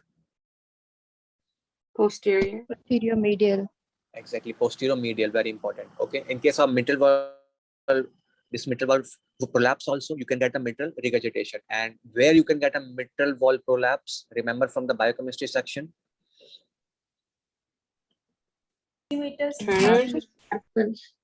What? Marfan syndrome first. Yeah, Marfan syndrome, and sometimes even in the Ehlers-Danlos syndrome also. Okay, sometimes, not always, but mostly in the Marfan's. And yeah, one more, the Fragile X syndrome also, you can get a mitral valve prolapse. Okay. Also so what in are the ligamentous degeneration, right? Also in, please repeat it again. Also in Exomatous degeneration. Sorry, I couldn't hear you. Please repeat it again, bit slowly.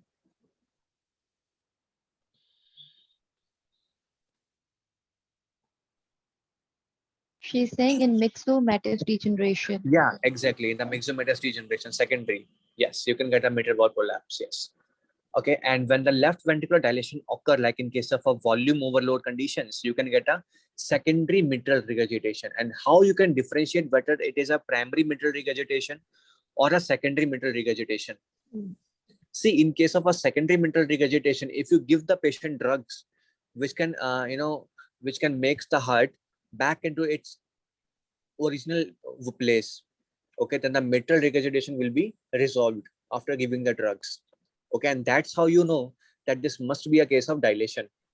Okay, it can even happen after the MI. Okay, and whenever you give the patient drug, even after giving the drug, the regurgitation is not would disappear. That means there must be a damage to the walls directly. Okay, which can happen after the myocardial infarction. It can happen after the rheumatic fever. It can happen after the infective endocarditis. Okay. So for the dilation case, if you give the patient drugs, then this murmur would be resolved. Okay. But in case if the murmur is not resolving, that means it is a direct damage to your these valves. Okay.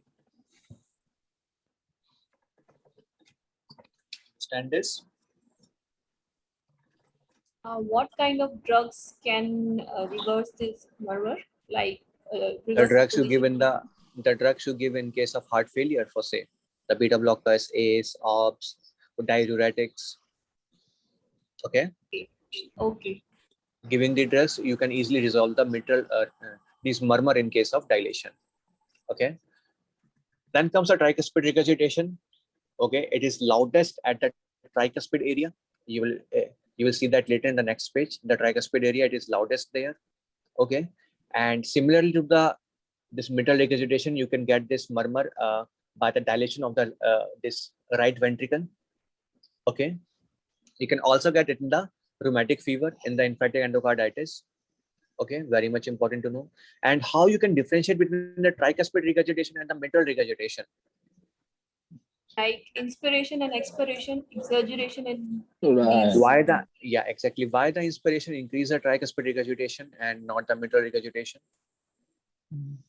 because it will increase the right-sided flow, like in the right atrium, increase Exactly. preload.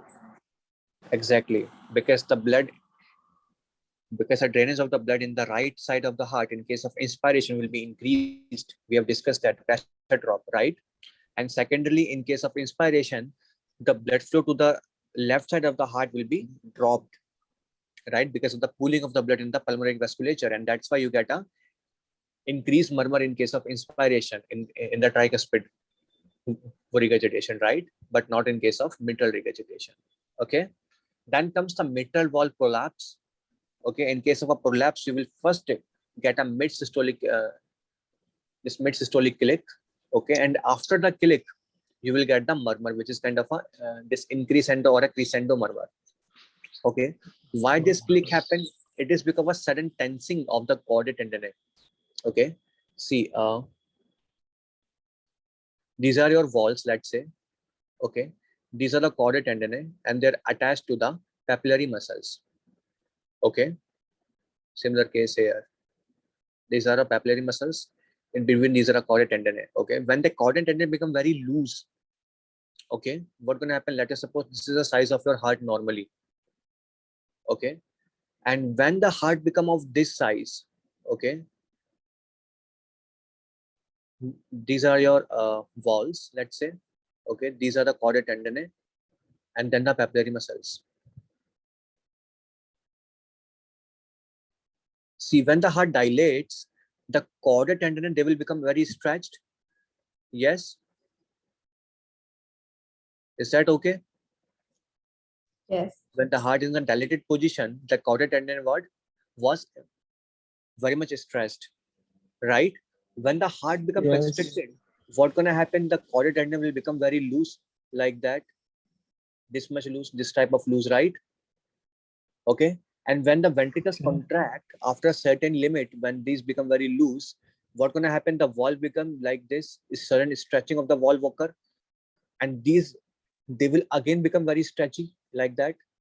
From loose, but they will stretch again, right? When the valves go inside the atrias, and that's why you will get a click first, because of the sudden stretching of this chordae tendineae. Okay. You guys understand this?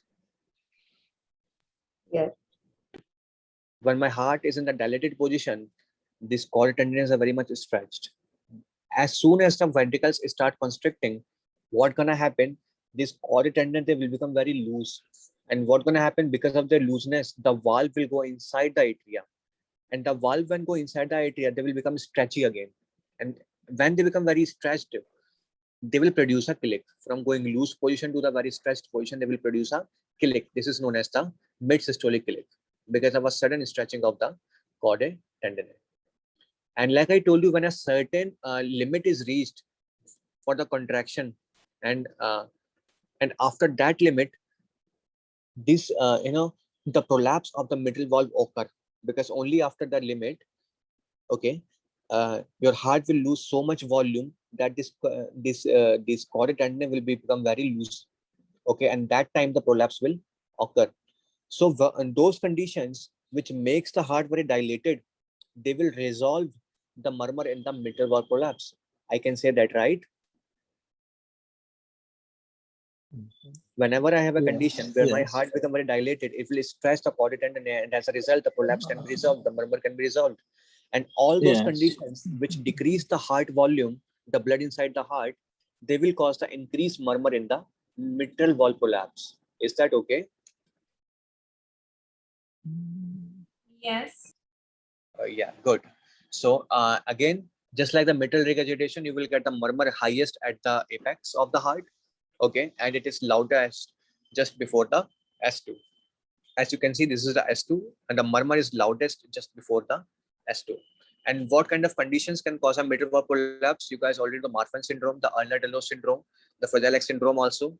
Okay, in the rheumatic fever disease, you can get that. Okay, and the mitral valve prolapse will also predispose the individual to develop the endocarditis, the subacute endocarditis. It is a cause of or the risk factor of the subacute endocarditis. Okay, very much important. And whenever you heard this term rheumatic fever, you will always suspect a case of immigrant. Okay, because rheumatic fever is kind of is very much prevalent in the developing countries only. So whenever they want to give you a case of rheumatic fever, they will always have to tell you that this case of patient is a immigrant. Okay, if they do not give you history of immigrant, then you won't suspect the case of rheumatic fever. Very important. You will always suspect the case of rheumatic fever only in case of immigrant status. Okay, or if it is a case of kind of any IV drug abuser, then it could be a Native American. Okay, only in case of a IV drug abuser, it could be a Native American. No immigrant history is needed. But if they give you a history of immigrant, that means they're talking about a rheumatic fever. Okay, very much important to know. Then comes the murmur of ventricular septal defect, and this murmur occur because of this flow of the blood from the left ventricle to the right ventricle through this ventricular septal defect. So you will get a murmur which is kind of again the holosystolic murmur, just like your mitral or the tricuspid regurgitation. Okay, but it has a harsh sound. It is a harsh holosystolic murmur, and it is loudest at the tricuspid area. See, both the tricuspid regurgitation and the VSD murmur, okay, they both are holosystolic and they both are loudest in the tricuspid area. So how you can able to differentiate between these two murmurs? Anyone? The radiation. The Are you asking how to differentiate between mitral regurgitation and VSD? yeah, exactly. Well, doesn't the mitral regurg radiate to the axilla? And VSD doesn't do that, right? No, not the mitral, but the tricuspid I'm asking. Not the mitral, sorry. It is the tricuspid regurgitation and the VSD murmur. It is actually different sides of the both murmurs where there they are highly audible. Like in the TR murmur is more pronounced at right upper second intercostal space, and You're talking about the no. You're talking about the aortic stenosis, I think. It is the aortic stenosis murmur which is loudest at the right side of the sternum. yeah, sorry, yeah. You might be misconfused. Okay. VSD. So anyone? Maybe by scenario. Yeah, VSD will be pansystolic, Yeah. and the tricuspid is not meant to be pansystolic. The tricuspid murmur is? It's not pansystolic compared to VSD. That will be pansystolic all through the both are pansystolic, as you can see. Both are pansystolic. Both. See, both are pansystolic. I guess you would need to have more things in the question to determine it, like other factors. Okay, one thing could be a history of the patient. Yes, exactly. And if the history of patient is not given, certain examinations are given. Then how, what examinations you guys have to do to differentiate between these two murmurs? See, the tricuspid regurgitation murmur will increase whenever the pressure inside the right ventricle is increased. I can say that, right? Yes. Yes. And the murmur of the VSD will increase whenever the pressure inside the left ventricle is increased, so that the more blood could go from left ventricle to right ventricle. Yes. Yes. So a scenario Oh, like I think there's a thrill, right? what? Like a heat, like not a heat, thrill, like parasternal thrill. Do So I they didn't both have a understand. thrill? She's talking about thrill. You can write it in the Uh, chat box if you want. Okay.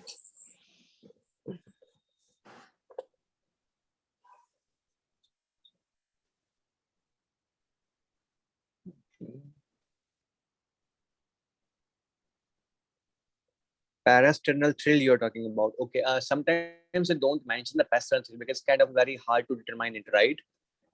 Not everyone can do it. So it is kind of very hard thing. The easiest thing would be to increase the afterload.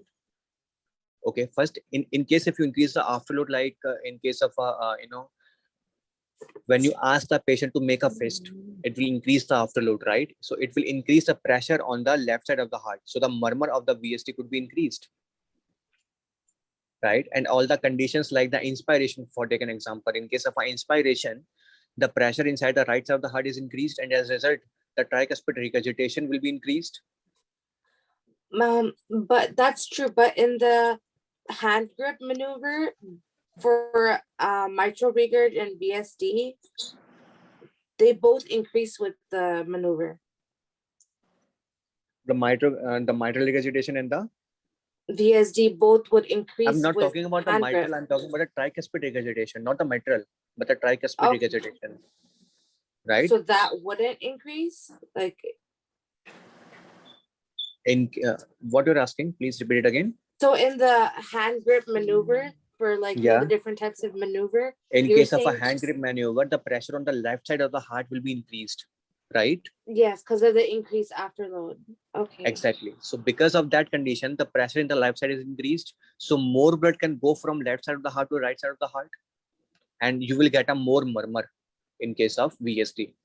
In case of a tricuspid regurgitation, if you ask the patient to inspire, what's going to happen? The tricuspid murmur, this murmur would be increased. Increased in Right? inspiration. Exactly. Which is the Corvallis sign, right? And similarly, in case of expiration, and take the example of this inspiration alone, again, what can happen in the inspiration? The pressure on the left side of the heart will be decreased, right? And as a result, the VSD murmur is also decreased in case of inspiration. Okay. Okay. You just need to ask the patient to inspire and to make a hand grip. You will be able to differentiate between the two. Okay. Okay. Then comes the diastolic murmurs. Okay. And the first one is the aortic regurgitation. All of these murmur happen between the S2 and the S1. There would be a S1. Okay. They are all happen in the diastolic phase. First is the aortic regurgitation. You will get a high pitch blowing. Early diastolic decrease in the murmur. As you can see, the murmur is kind of decreasing as soon as the diastole begins. As soon as the S2 sound begins, the murmur is kind of start decreasing. Okay. So it is the early diastolic this would decrease in the murmur. Okay. And it is best heard at the base of the heart. We will see that later in the next page. It is a best heard at the base of the heart. Okay. In case of the aortic root dilation, see, you have an aortic root and you have a valve. Okay. Whenever the aortic root dilation occurs, okay, it would be lead at the it would be best heard at the base. And whenever the valvular disease occur, okay, it would be best heard on the left side of the sternal border. Very important. Right side in case of aortic root dilation, left side in case of valvular disease. Okay, we will see that later where the locations are. Okay. And other thing you will get is the hyperdynamic pulse. See, what's going to happen as soon as the heart is in the diastole phase, all the blood which is in the aorta, it will go back into the ventricles, right? The blood will be dropped and the blood pressure will also drop. Okay, so what you will get is a very low diastolic pressure. And now because all the blood volume inside the heart, in this left ventricle is increased, as the preload is increased. So now more blood volume could be ejected inside the aorta again. So you will get a very high systolic blood pressure. You guys appreciate that? Can you repeat that? You See, can repeat when it, the heart please. is in the diastole time, what's gonna happen? The blood which is inside the aorta, it will go back into the ventricles. Okay, the blood volume inside the aorta is dropped, and as a result, the diastolic blood pressure is also dropped. Yes. Yes. Yeah. Okay, and now you can see at the end of the diastole, because so much volume is inside the ventricles is present, what's gonna happen? All the volume will be ejected back into the aorta. Yes. So you will get a Yes. very high Right. cardiac output, Yes. and because of this very high cardiac output, you will get a very high systolic blood pressure. Like I told you, the systolic blood pressure is a diastolic blood pressure plus a pulse pressure, and pulse pressure is totally dependent upon the stroke volume, right? Yes. So Yes. because of this very low diastolic blood pressure and a very high systolic blood pressure, what's gonna happen? The difference, if you calculate, you will have a very hyperdynamic pulse. Okay, and because of this hyperdynamic pulse, you can have a head bobbing. Okay, the pain in the head because of this high systolic blood pressure and a very low diastolic blood pressure. Okay, you have a very kind of head bobbing thing in the exam time. Okay, and in kinds of a very stressful conditions. Okay, you will have a very widened pulse pressure, like I told you, a very high systolic blood pressure and a very low diastolic blood pressure that can lead to the pulse pressure very wide. Okay, other thing, the causes.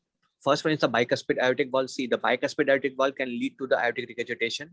It can also lead to the aortic stenosis. Very important. Okay.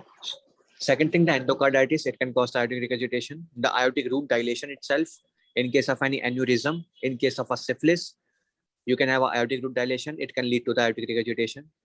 In case of a rheumatic fever, you can also get the aortic regurgitation. Very important. The root dilation, the endocarditis, the rheumatic fever, and the bicuspid aortic valve. These four things can lead to the aortic regurgitation. Okay. Then comes the mitral stenosis. Okay, for the mitral stenosis, you have a opening snap, which represents actually the opening of the mitral valves. Okay, and after this opening, yeah, ask. Uh, would you mind to give the pathophysiology of this disease, how it causes the regurgitation, if you These diseases, endocarditis and rheumatic fever. like, especially endocarditis, please? You will study that later in the sections. Don't worry. In the later pages, you will study endocarditis. Just wait for that. Okay. All right. That's good. Yeah.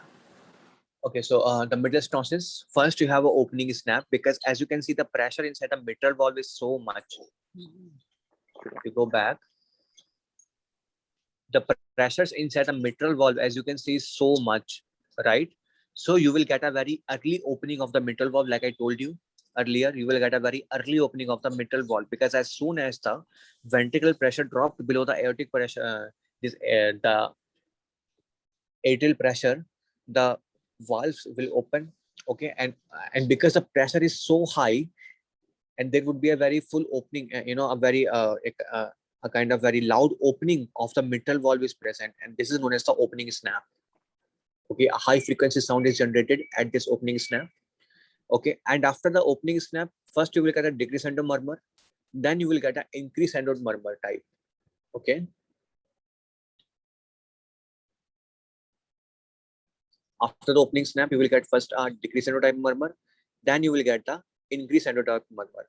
Okay, and a pre-systolic accentuation, which is this point.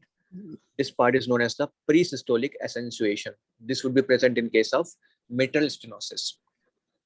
Okay, the delayed rumbling, mid to late diastolic murmur is present. Okay, and as you can imagine, what happens if the pressure inside the ventricle is increased? What happens if the pressure, sorry, what happens if the pressure inside the atrias are increased? What's going to happen to my opening of the mitral valve? Will it be early or will it be late? Early. Early. So as much pressure inside the atrias are rising, I will get a early opening of the mitral valve. So I will get a early opening snap. Okay. And as my pressure is rising, the disease severity is also rising, right? And that's why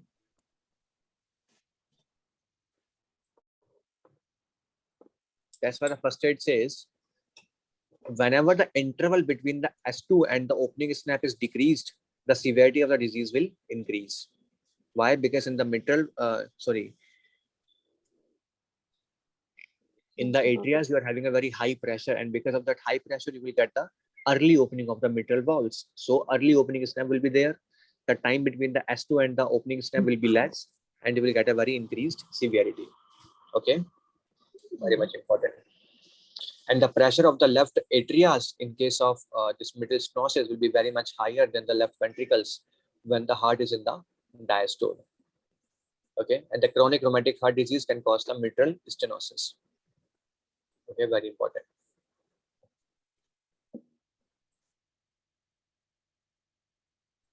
Ultimately, what's going to happen, because the pressure inside the atrias are increased, okay, this pressure will be backflow into the lungs, right? And what you will get, because the pressure inside this pulmonary vasculature will be increased, what's going to happen, the leakage of the fluid from the vasculars will be occur, and that can lead to the pulmonary congestion. Okay, the hypertension inside the pulmonary vasculature will be there, the pulmonary hypertension will be there, this left atrial dilation will be there. Okay, and once you get the left atrial dilation, what you can get is the Ortner syndrome.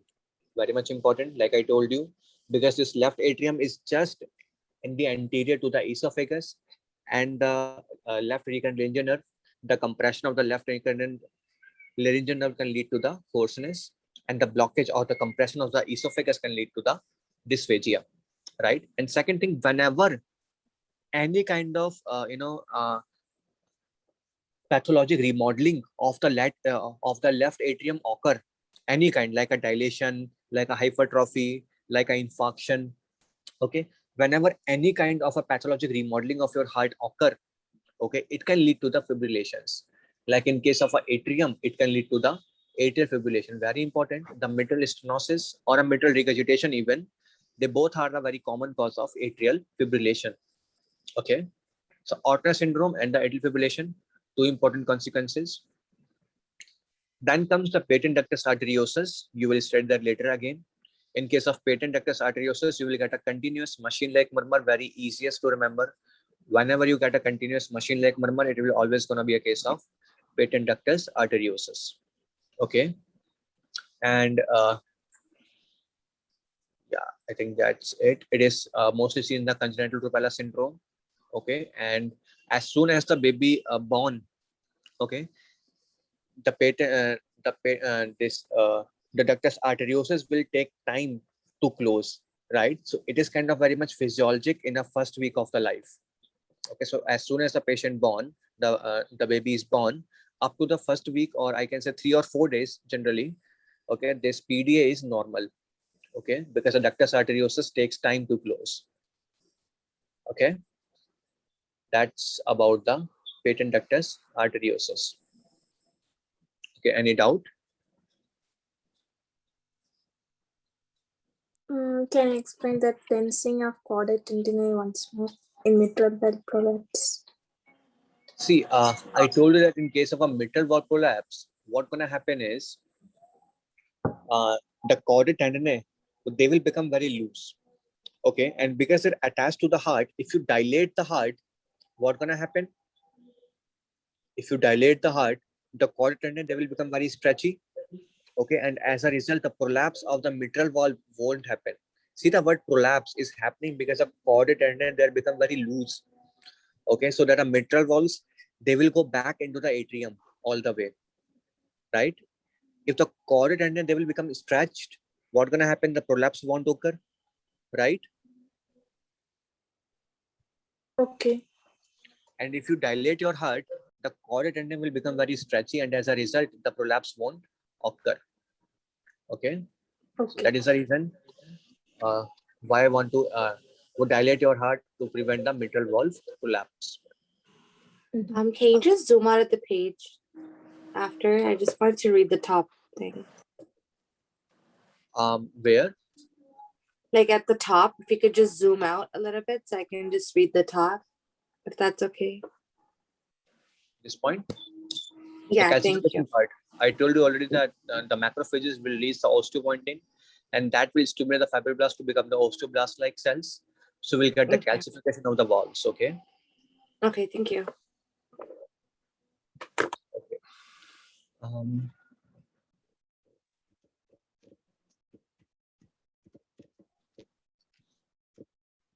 Okay, then we need to know locations of different areas where we heard the murmur. Okay, one is the aortic area, second is the pulmonic area, third is the tricuspid area, and fourth is the mitral area or the apex of the heart. Okay, now the systolic murmurs that you heard at the apex of the this aortic area of the heart. Okay, first, in case of systolic murmur, you know that aortic stenosis murmur you can heard here easily. So whenever the question stem describe a murmur which is heard best on the right side of the sternum, see on the right side of the sternum, the only murmur which you can heard is the aortic stenosis or the murmur of aortic regurgitation in case of valvular pathology like the endocarditis or the rheumatic fever. If the valvular pathology is there, then you will hear the murmur of aortic regurgitation on the right side of the sternum. Okay. Then comes the pulmonic area, the pulmonic stenosis. The murmur of the pulmonic stenosis will be heard in this area. Okay, and the ASD, as you can see, the intraatrial septum is present here somewhere, right? So whenever the ASD is present, the murmur of the ASD will always occur at this pulmonic area again, right? Third thing is the third, this intercostal space, very important, on the left border of the sternum, the third intercostal space. This is the second intercostal space. This is the third intercostal space. Okay, for the diastolic murmur, you will get the I think I made a mistake, right? Sorry, in case of this aortic area, okay, first murmur you will get is the aortic stenosis, and second murmur you will get is the aortic root dilation. In case of aortic root dilation, you will get the murmur of aortic regurgitation in this aortic area. Okay. In case of this third intercostal space, the murmur of the aortic regurgitation in case of valvular pathology, it will be heard here, right? The pulmonic regurgitation murmur will be heard here. Okay. The murmur of hypertrophic cardiomyopathy will be heard here. So three murmurs for the third intercostal space. First is the aortic regurgitation. Second is the pulmonic regurgitation. These murmur will be heard in the diastolic phase. Okay. Then comes the systolic murmur, which is the hypertrophic cardiomyopathy. Okay. These murmurs you can easily heard in the third intercostal space. Then comes the tricuspid area, which is in the fifth intercostal space. Okay. You will get this the diastolic murmur of the tricuspid stenosis. Okay. And the systolic murmur of the and the systolic murmur of the tricuspid regurgitation and the VSD. Two murmur, the VSD and the tricuspid regurgitation will be heard at that point, and the murmur of the tricuspid stenosis, which is a diastolic murmur, will also be heard at that point. Okay, and I've told you how you can differentiate between these two murmurs, the VSD murmur and the tricuspid regurgitation, by changing the pressure of the heart by different maneuvers. Okay, then comes the apex, the mitral regurgitation, mitral valve prolapse, and the mitral. Everything with the mitral will be heard at the apex of the heart, the fifth intercostal space. Okay. Any doubt on that? The different locations of the auscultation?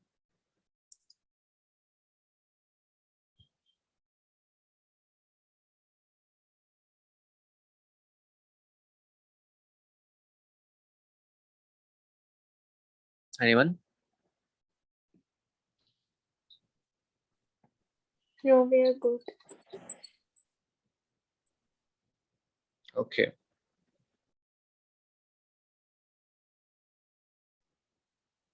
Now comes the different maneuvers which changes the pressure inside the heart, and that can lead to increase or decrease in the murmurs. First is the standing Valsalva. Now, in this case, whenever you stand, what's going to happen? The veins, they will become kind of very much dilated, and as a result, the preload, as you can see, whenever you stand, the effect of the gravity is increased.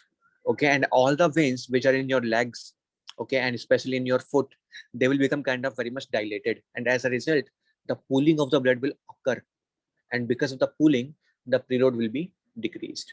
And whenever the preload is decreased, the blood flow inside the right side of the heart is decreased, right? And not just the heart, but in every chamber of the heart is would decreased, and as a result, every murmur, most of the murmurs, I must say, they will decrease in case of standing Valsalva. Whenever you ask the patient to stand, most of the murmur will decrease. Okay, but like I told you, in case of a mitral valve prolapse, whenever you have a dilation of the heart or increase in blood volume of the heart, you can resolve the murmur, right? And similarly, in case of a hypertrophic cardiomyopathy, you need the volume inside the heart so that the obstruction could be relieved. You will study that later. Okay, so all the conditions which dilate your heart, they can resolve the mitral valve prolapse murmur and the hypertrophic cardiomyopathy murmur. Okay, so two murmurs which increased with the standing are mitral valve prolapse and the hypertrophic cardiomyopathy, and rest all the murmurs will be decreased. Okay, because flow of the blood across the valves will be decreased. In case of a passive lag raise, you are actually increasing the preload. Okay, and when you increase the preload, and similarly in case of a squatting also, when you increase the preload, all the flow of blood inside the chambers will be increased, and as a result, every murmur will be increased, except the mitral valve prolapse and the hypertrophic cardiomyopathy, because you need the blood volume inside the heart to resolve these murmurs. Okay. Third thing would be the hand grip. In case of a hand grip, you are actually increasing the afterload.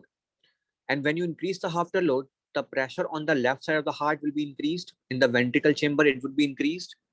And as a result, see, in case of a aortic stenosis, why the murmur is present? Because of the difference in the pressure across the aortic valve, right? If you increase, and let me just annotate it for you. This is the kind of valve. Okay, this is your heart, and this is the aorta. Okay, you have very high pressure inside the left ventricle and a very kind of low pressure inside the aorta, and that's why you get a very high murmur in case of aortic stenosis. What happens if you raise the pressure in the aorta? And it will become very comparable to the pressure inside the left ventricle. What can happen to the murmur?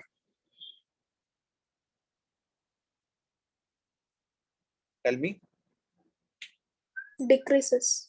Exactly. So in case of hand grip maneuvers, when you're increasing the afterload, there's an increased pressure in the aorta happen. And as a result, the pressure gradient across the aortic valve will be decreased, and you will get a resolution of the murmur. So the murmur of the aortic stenosis will be decreased in case of hand grip exercises. Okay. Because of the increase in afterload, the cardiac output from the heart will be decreased. And as a result, the blood volume inside the left ventricle will be increased. And when the blood volume inside the left ventricle is increased, what you can have is a resolution of hypertrophic cardiomyopathy because of the high left ventricle volume. Okay. But the other murmurs, like the aortic regurgitation, it would be increased because the pressure inside the aorta is increasing. So more blood can be regurgitated back into the left ventricle. The murmur of the mitral regurgitation, because the left ventricular pressure will be increased, and as a result, more blood could be go back into the this atrias again. So the murmur of mitral regurgitation will be increased. Okay.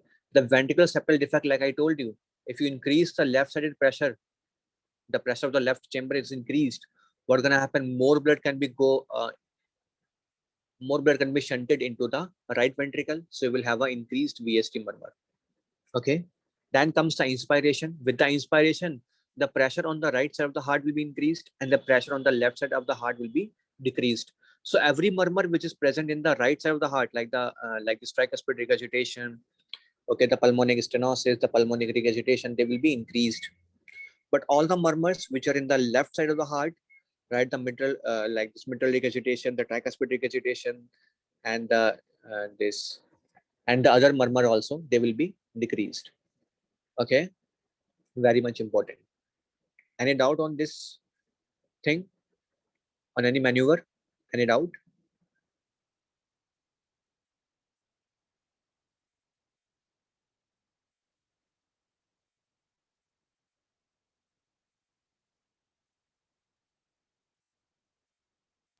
Why is in hypertrophic cardiomyopathy murmurs increase in You will decrease see in that you will see that later in the you will see that later in the path section about it. Okay, don't worry for now. Just know that when you increase the heart volume, you will have the resolution of murmur in case of hypertrophic cardiomyopathy. But when the heart volume is decreased, you will get the increased murmur, increased obstruction. You will see that later again. Don't worry. Just learn for it now. Okay. Okay. Any more doubt?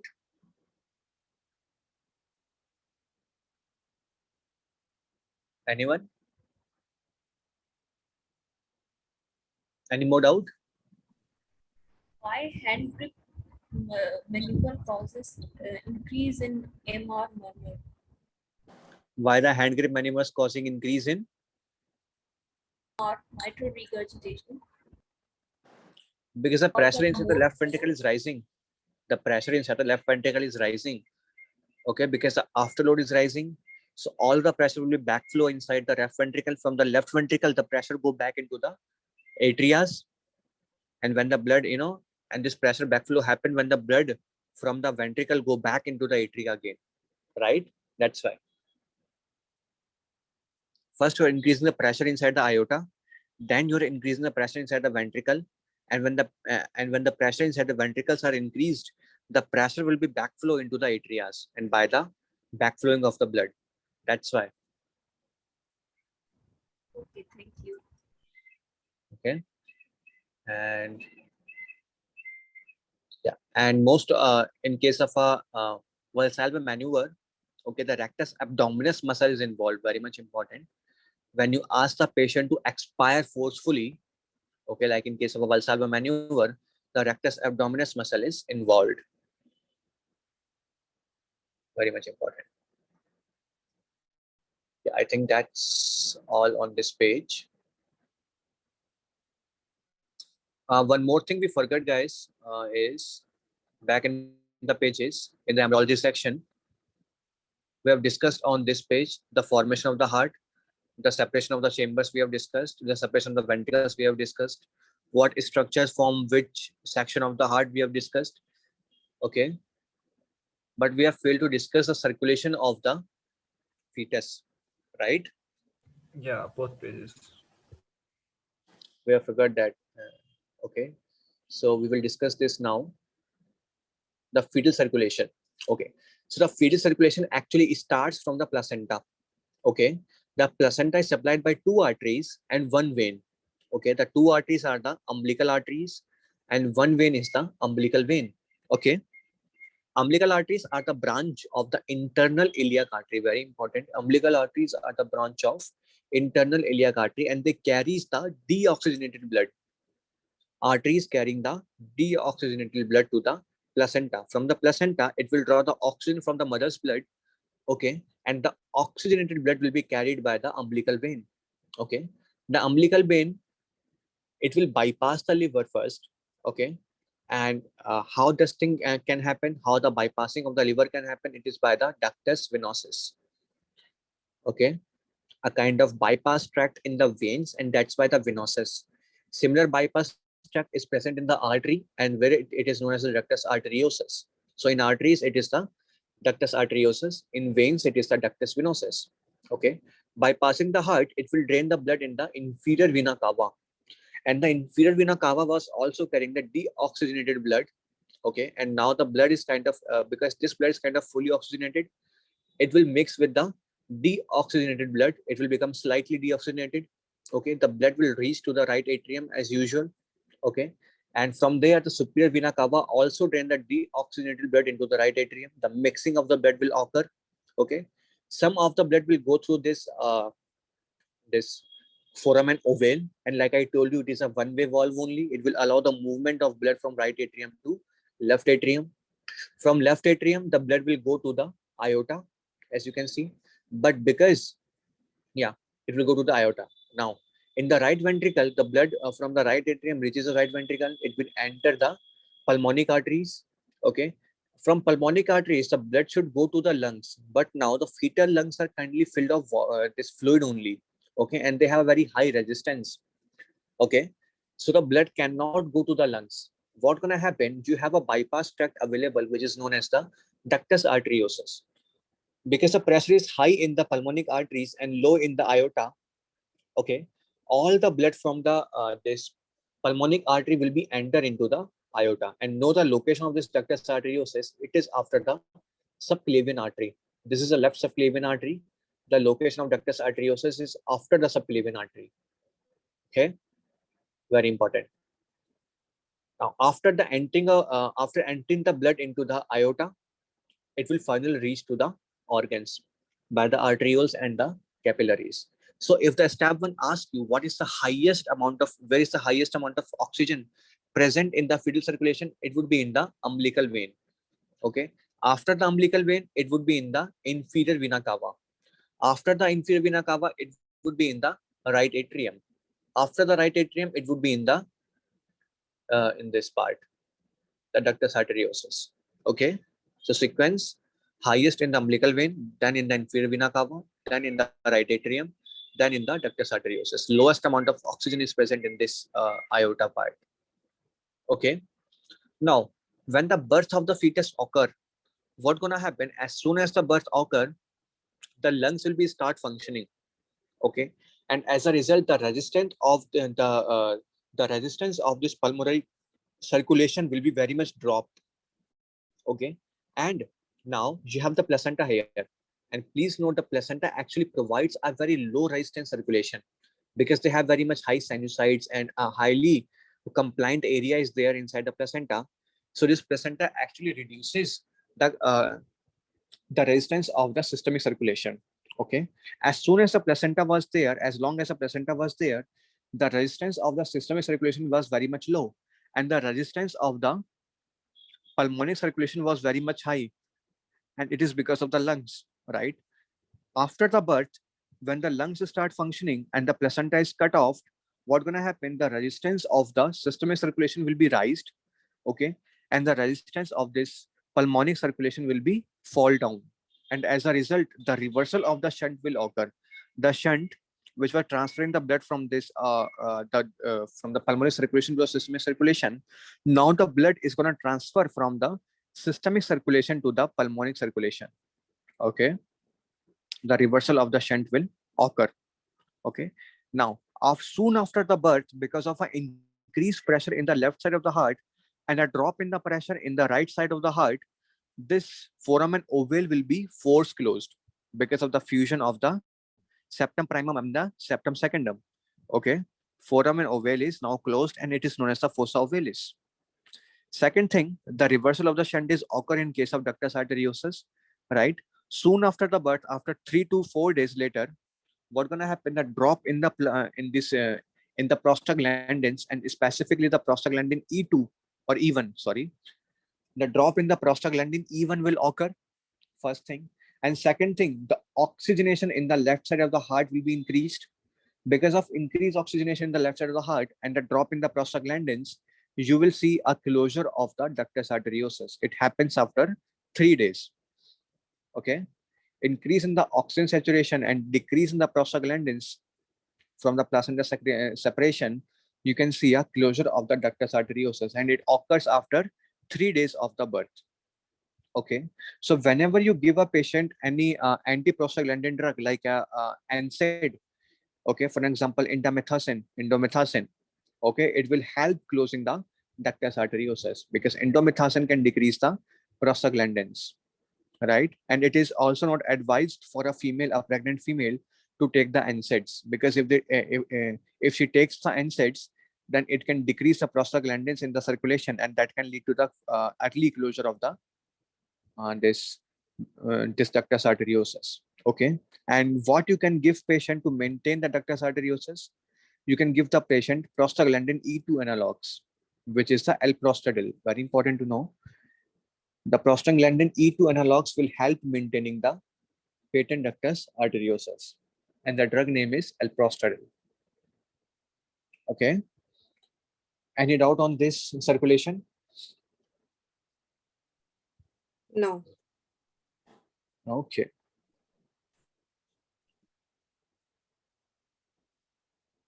So the ductus arteriosus will become the ligamentum arteriosum. Okay, and it is the most common point which rupture in case of any high speed trauma. Okay, whenever an accident happens with the car or with the bike, okay, because the ligamentum arteriosum is kind of an immobile area. Okay, and where did it attach? As you can see, yeah, in case of a seat belt, for example, you're wearing a seat belt. Okay, and see the location of the attachment, it is just after the subclavian vein. Rest of the part is kind of mobile, but this part is immobile. Okay, it will cause the rupture, and that's why it is the most commonly rupture point, the point where the ligamentum arteriosum attached to the aorta. Okay, and from this ligamentum arteriosum, the recurrent laryngeal nerve, the left recurrent laryngeal nerve will pass through here, and as you can see, the left atrium is in very close contact with the with this ligamentum arteriosum, and hence the recurrent laryngeal nerve. So whenever the dilation of the left atrium occur, it can lead to the compression of left recurrent laryngeal nerve. Okay, then comes the ductus venosus. It will become the ligamentum venosum. The foramen ovale will become the fossa ovalis. Okay, the allantois, which we will study later in the renal section, it will become the medial umbilical ligament. Okay, the umbilical arteries, they will become the medial umbilical ligament. Please remember, the allantois will become the median umbilical ligament, and this umbilical arteries will become the medial umbilical ligaments. Then the umbilical veins will become the ligamentum teres hepatis, which is present in the anterior surface of the liver. Okay, which is contained in the falciform ligament. You will study that later in the GI section. The notochord, after the birth, it will become the nucleus pulposus, which is present in the center of your vertebral bodies. Okay, and yeah, that's all about immediately after the birth. So before the birth, the major function inside the heart is of this right side of the heart. Okay, just after the birth, the major function will be took over by the left side of the heart. Very important. Okay, so before the birth, the right ventricle was entirely responsible for the cardiac output, but after the birth, the left ventricle is entirely responsible for the cardiac output. Very important. And placenta provides a low resistance circulation. Whenever it cleaved off, it can lead to an increased resistance in the systemic circulation, right? And in the fetus, the lungs provide the high resistance circulation in the pulmonic circulation. As soon as the patient takes the baby takes the breath, what's gonna happen? The pressure inside the pulmonary circulation will drop, and that can lead to a reversal of the shunt. That part we have missed earlier. And yeah, this diagram also we have missed. Like I told you, for the left ventricle, whenever the systole happened, the blood flow to the myocardium will be dropped because of a very high ventricular pressure. Okay, so you will only get the blood supply in the myocardium in the diastole only, not in the systole, and it is only for the left ventricle. Okay, the right ventricle and the atria, they are kind of very much less muscular, and that's why they will get a continuous perfusion both in the systole and as well as in the diastole. I hope I'm not missing anything now. Okay, so any doubts so far? No. Okay, then you need to understand the case of acute mitral regurgitation. Okay, when I say acute mitral regurgitation occur, okay, like in case of a myocardial infarction, when suddenly a papillary muscle ruptures. Okay, similarly in case of acute endocarditis, when suddenly the function of your valves are lost. In case of acute rheumatic fever, you can get a acute mitral regurgitation. Okay, so as the name suggests, acute, it is very acute in onset, very rapid in the onset. The symptoms will be very acute. You will get a sudden onset of dyspnea, chest pain. Okay, but in the chronic mitral regurgitation, you will get a progressive dyspnea. You will get the orthopnea because of this venous congestion.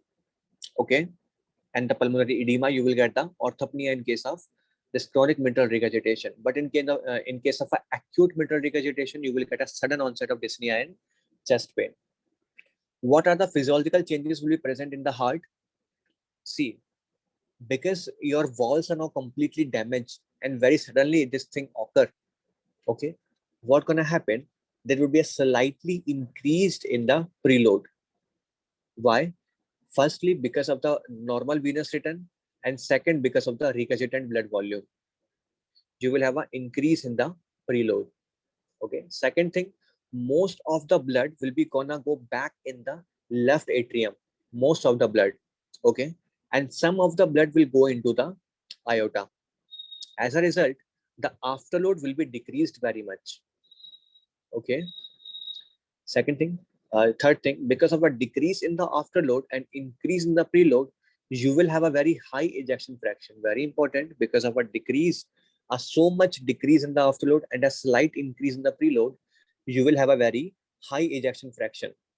But the forward stroke volume is decreased and the backward stroke volume is increased. All things are happening very suddenly. Okay, there is no time for the heart to compensate these things. All these things are very happening very suddenly. Okay, for example, like if you have an example of end diastolic volume of 150 ml, let's say, and the forward stroke volume initially was 100. Okay, and the end systolic volume, let's say, is 50. So the ejection fraction you can easily calculate, it would be 55%, right? The stroke volume divided by the end diastolic volume, it would be come out as 55%. In case of an acute mitral regurgitation, let us suppose the forward stroke volume will become 70 ml, okay, and the backward stroke volume will become the 70 ml. Okay, so what gonna happen? And you will also have an increased preload like we have talked about. So you have a slight increase in the preload. This will become 170 from 150, right? And if you take the ejection fraction of the heart, it will become 140 divided by 170. It would be around 84%. As you can see, the ejection fraction will be 84%, but ultimately the forward stroke volume, which was initially 100 ml, now you're only getting the 70 ml. Okay, the forward stroke volume is decreased, ejection fraction is increased, afterload is so much decreased. Okay, preload is slightly increased, as you can see. Initially it was 150, now it is 170. Okay, you will get acute symptoms, acute onset symptoms like dyspnea, chest pain.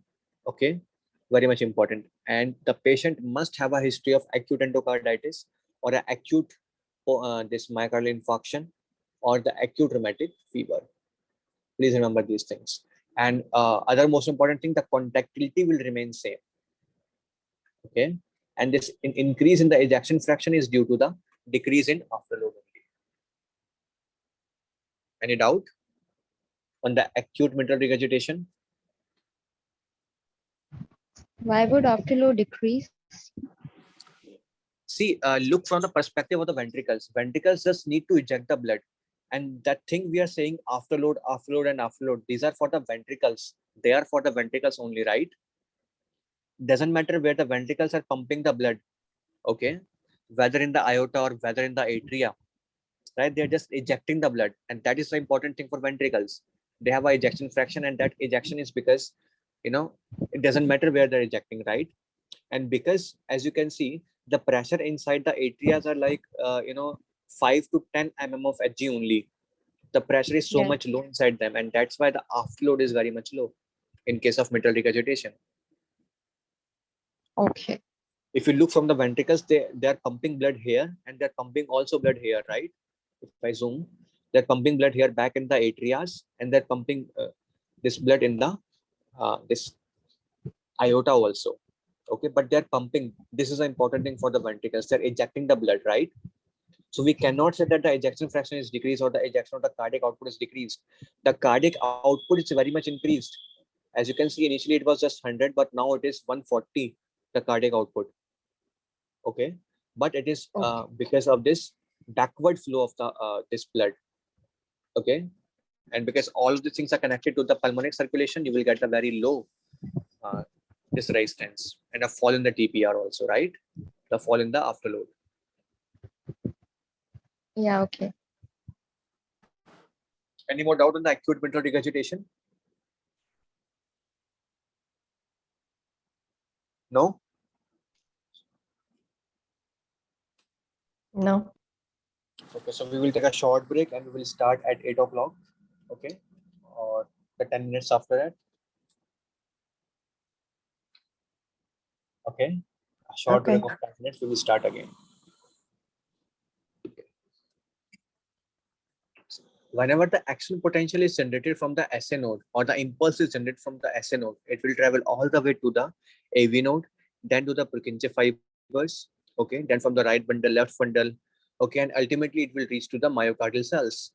When this this impulse reaches the myocardial cells, it will generate the action potential in the myocardial cells, and that can lead to the contraction of the cells, okay, and the beating of the heart. And how does thing happen, we're going to study here. So the myocardial action potential is consist of 4 phases, okay, actually 5 phases from number 0, 1, 2, 3 and 4, okay. In the phase 0, as soon as the impulse reaches the cell, what's going to happen, there would be the opening of the voltage gated sodium channels, and because of the voltage gated sodium channels opening, the sodium will rush inside the cell, and when the sodium rush inside the cell, the potential of the myocardial cells will be rise from minus 85 to the 0, and from 0 it will rise up again like plus 10 or plus 20, okay. Then after, at that point, see, at this point as the phase 1, the voltage gated sodium channels will closed, okay. At that point, the voltage gated sodium channels will be start closing, and the potassium channels will start opening. As soon as the potassium channels open, and this potassium will be rushed outside the cell, okay. And when the potassium rushed outside the cells, the influx of the sodium is decreasing and the outflux of the potassium is increasing. You will have a dip like that, which is the phase 1, okay. This dip, it is the phase 1. It is because of inactivation of the sodium channels and activation of the potassium channels. Then in the phase 2, the activation of the voltage gated calcium channels occur, okay. And when the calcium channels start opening, the calcium influx is started, and now this calcium influx and the potassium outflux, they will balance out each other, and as a result a plateau happen, okay. And this plateau is for the phase 2. And as you can see in the phase 2, the real calcium influx is occurring, and when the calcium enters inside the myocardial cells, what it gonna do?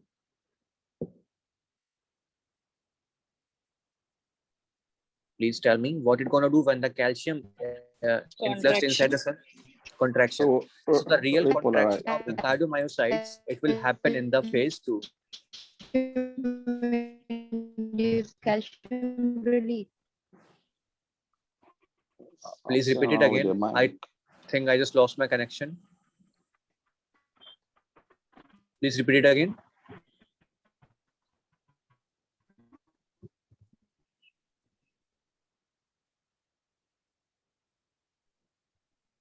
No? Okay. See. So in the phase 2, because of the calcium influx, the contraction of the myocardial cells happen in the phase 2.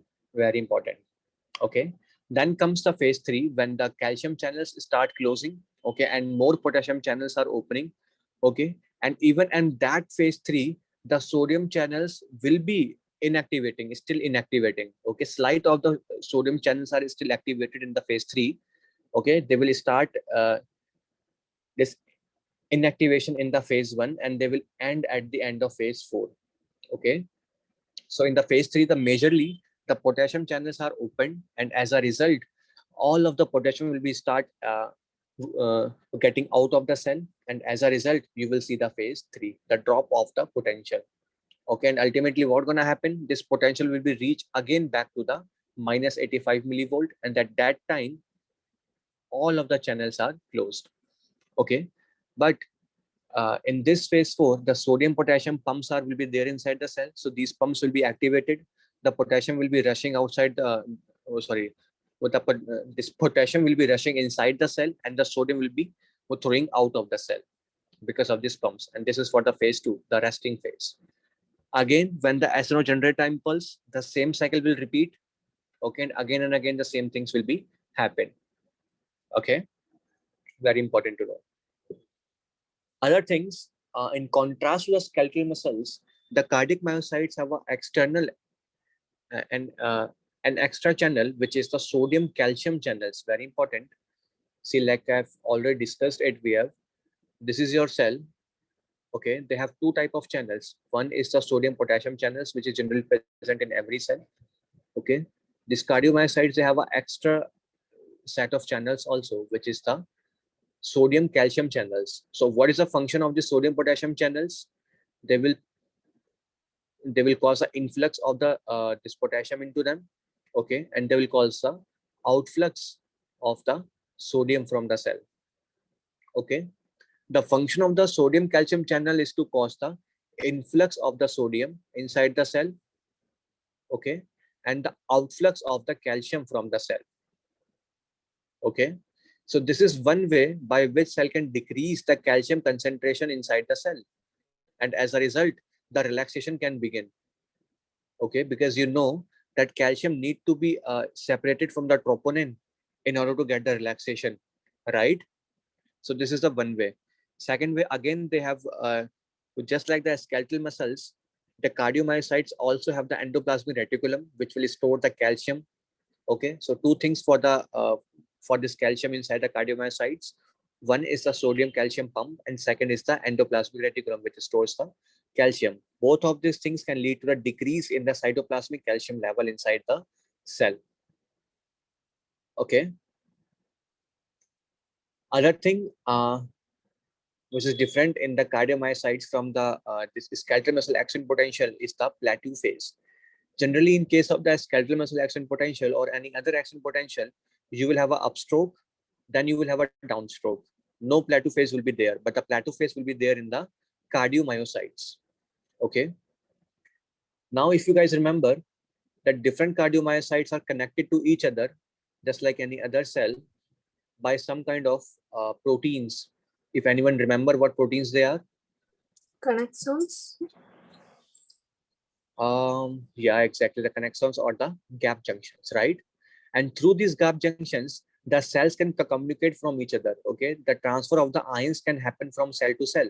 So you guys know that if it is a heart, okay, and these are the myocardiocyte layer, okay, and you have the nerve impulses there. Okay, you have the neural tract like the SA node, the AV node, the Purkinje cells. Okay, they end here, right?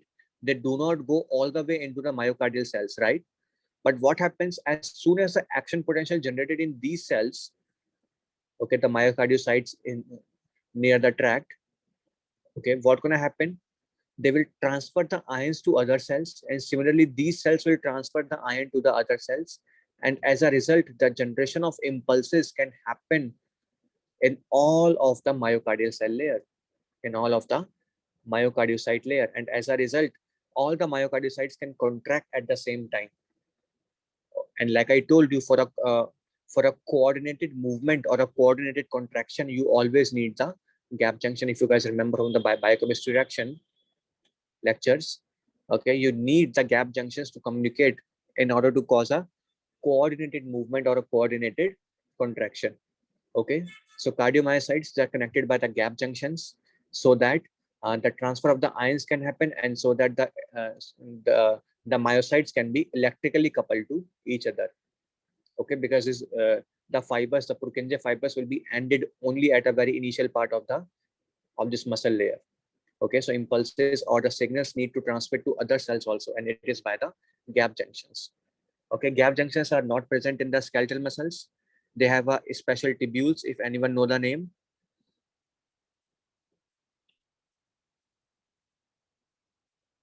Anyone? How does Tubule. the T tubule, exactly. The transfer of the impulses inside the skeletal muscles happen with the help of T tubules. Oh, I've mentioned it here already. Okay, the T tubules, very important. So T tubules in the skeletal muscles is same as the gap junction in case of cardiomyocytes. Okay, any doubts so far on the action potential?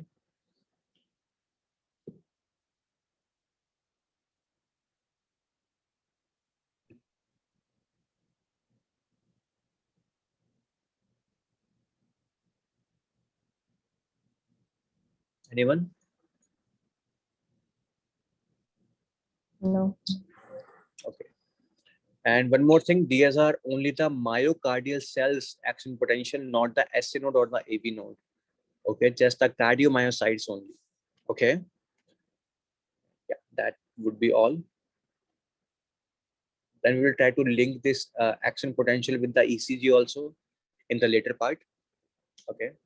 Then comes the pacemaker action potential. The first thing you need to understand is by looking in the graph, you can see that for the cardiomyocytes, the resting potential was minus 80 millivolt. But in case of a pacemaker action potential, the resting potential was minus 50 millivolt. And because of this thing, the sodium channels will always remain in the inactive phase. Okay, because for the sodium channels to be get back into the resting phase, see, three phases are there for the sodium channels. One is the resting phase, one is the active phase, okay, and third is the inactive phase. Okay, as soon as the action potential generated, the resting phase sodium channels will be go into the active phase. Okay, from the active phase they will go back into the resting phase. Okay, and resting phase would be there as long as the myocyte won't reach to the minus 80 millivolt potential. Okay, so minus 80 millivolt potential is required to convert the this inactivated sodium channels into the resting phase again, so that they can be active again, right? But because the pacemaker cells, they never go back into the minus 80 potential, the sodium channels are permanently inactivated in case of pacemaker action potential. Okay, so this upstroke phase, which is the phase 0, okay, it is by the calcium influx, not by the sodium influx. See, in case of cardiomyocytes, the upstroke, it is because of the sodium channels of phase 0. But in case of this pacemaker cells, the upstroke is because of calcium influx, not because of sodium influx. Okay, they have namely 4 phases, but actually 3 phases are there only. The phase 0, phase 1 and phase 2 are not present. Then comes phase 3, and then finally the resting phase, which is the phase 4. Okay, we will start with the phase 4. In case 4, there's an opening of the calcium channels, and these are L type or T type. What type of calcium channels are there, if anyone know? These are L type of calcium channels. Okay, for more information you can write it. These are the L type of calcium channels. Okay, and yeah, fasted voltage gated sodium channels are permanently inactivated because they have a less negative potentials in these cells. Okay, very much important. Then comes the phase 3. Okay, phase 1 and phase 2 is absent. Okay, phase 3, where these potassium channels will be activated, and as a result the efflux of the potassium will be occur, and the calcium channels are inactivated in this case. This is the phase of repolarization. Then comes the resting phase. This is an important phase because you guys already know that SA node has its a rhythm. Okay, spontaneous depolarization occur in the SA node and in the AV node, right? So how this spontaneous depolarization actually occurs? It is by the phase 4. In phase 4, what's going to happen? You have some funny sodium channels which causes the influx of the sodium. Okay, and you also have some channels for the potassium also that causes the inward movement of the potassium inside the cell. So inside movement of the sodium and inside movement of the potassium is there. As well as apart from these channels, there is also a transient type calcium channels present, which are activated in the phase 4 that causes the influx of the calcium. So influx of the sodium is there by the funny sodium channels, influx of the potassium is there, and influx of the calcium is there. That can lead to a slowly upstroking of the phase 4. And as soon as this value crosses the minus 40 millivolt potential, it can lead to a generation of action potential. Okay, this is about the phase 4. Okay, the acetylcholine or the adenosine, which stimulate the M3 receptors, they actually decreases the rate of depolarization. They will decrease the slope. Okay, let me rotate from here. They will cause a decrease of the slope to here, and as a result, more time will be needed by the cell to cause a depolarization, and as a result, the heart rate could be decreased whenever you give the patient acetylcholine or any muscarinic stimulator. Okay, similarly, in case of a beta stimulation, the upstroke will be increased, the slope of the graph will be increased. As a result, the cell could reach to this threshold potential at a very less time, and as a result, you can see the heart rate is also increased in case of beta stimulation. Okay, it is a slope. So I can say now that it is a slope of the phase 4 that determines the heart rate. Is that okay? This Yes. angle is a Yes. slope. This angle is a slope. Okay, so the slope of the phase 4 is actually determines the heart rate.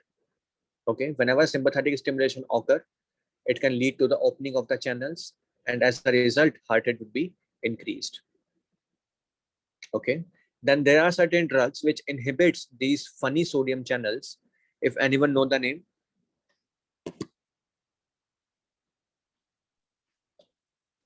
anyone? What's the question? Funny sodium channel inhibitors from the pharma section. If anyone know the name, Quinidine. what? Quinidine. I'm not understanding. She said quinidine. Please write it down in the chat box if possible.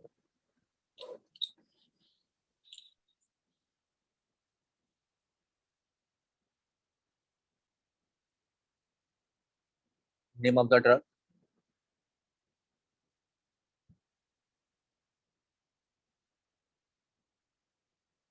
Procaine. No, not the procaine. They're not the funny sodium channel inhibitor. They're just the normal sodium channel inhibitors. No, not the quinidine. They are normal sodium channel inhibitors. Okay, not the funny sodium channels. Funny sodium channels are kind of a very special channels which are activated even at a -60 millivoltage. The normal channels are inhibited. See, I told you, you require the -80 volt, 80 millivolt potential to activate these channels. The normal channels that you're talking about, which are inhibited by in this these drugs, the procaine or the quinidine. Okay, these are not the channels. You have a drug known as the ivabradine.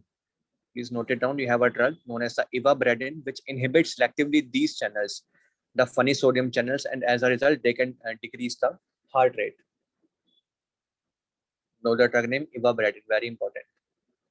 Okay.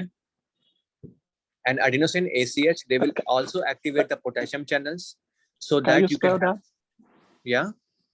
Ivabradine. Can you spell it for? Sorry, I'm not understanding what you're trying to say. Please repeat it again. Can you spell it out? Oh, spelling. Okay. Ivabradine. Ivabradine. Okay. Ivabradine. Okay. And see, what happens if you activate these potassium channels too much? So what's going to happen? The negative potential become too much all the way from here to here. And again, see, initial point was here when the phase 4 started. Now the initial phase for the starting of the phase 4 is here. So now it will take time to reach to the -40 volt again. Okay, and as a result, you can decrease the heart rate by activating the potassium channels. Very important. If you activate the potassium channels in the phase 3 too much, the negative this potential become too much again. Okay, so it will take time to reach the -40 millivolt potential again. So this will decrease the heart rate also. Very important. And this could be done by the adenosine. Okay. So adenosine is a drug that activates the potassium channels. As a result, the hyperpolarization of the pacemaker cells will happen, and as a result, the heart rate could be decreased. Okay, very important to know. So two things, by two ways you can decrease the heart rate. One is by changing the slope of phase 4. Second thing is by activating the potential channels so that more hyperpolarization can occur. So it will take time to reach to the -40 millivolt potential again. So the heart rate could be decreased. Okay.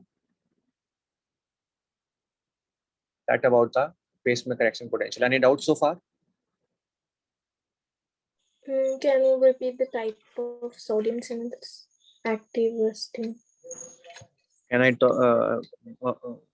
sorry, I didn't understand. Please repeat it again.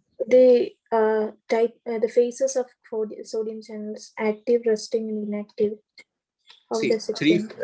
three phases of sodium channels are there. First phase is the resting phase. Let me go back. Okay. When the cell is in the phase 4 of the action potential, okay, the sodium channels in the phase 4 are the resting sodium channels. Okay. As soon as the impulses come and the action potential is started, what gonna happen? The sodium channels will be activated, right? Now the sodium channels are in the activated phase, okay, which is in the phase 0, like I told you. When the cell reaches the phase 1, the sodium channels will be started closing, and at that time, all the way from phase 1, phase 2, and phase 3 up to the phase 3, the sodium channels are in the inactivated phase, which means they can never be activated. Okay, they will only become activate. They will have to go back into the resting membrane, this resting phase, so that they can be activated again. Okay, and they will go back into the resting phase only when the minus 85 millivolt potential is reached. So 3 phases. One is the resting phase, then the activation phase, okay, then the resting phase. Okay, and again the sodium channels need to be converted into the resting phase so that they can be activate again. Okay, and this only happen when the sodium channels enters the minus 85 millivolt potential. And because in this scenario, cell can never go back into the minus 85 millivolt potential, so the sodium channels can never go back into the resting phase, and as a result they are permanently inactivated. Very important, they are permanently inactivated, as the first aid mentioned. Okay. Okay. Yeah. Now good. Thank you.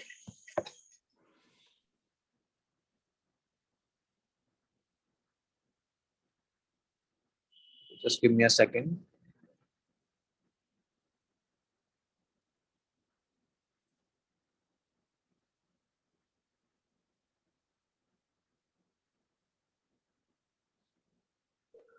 I have a question. Yeah, please ask. Like for the questions from this page, is it usually like a pharmacology tie-in? Like Yeah, how mostly did they pharmacology. Mostly Okay. pharmacology and the arrhythmias, all the arrhythmias and the ECG. I will study that later. You will study that later, the ECG and the correlation of the ECG with the action potential. They will ask you this. What phase of ECG is representing what phase? Okay, the QT prolongation, you need to know what's going to happen. Okay, thank Let's you. wait for it.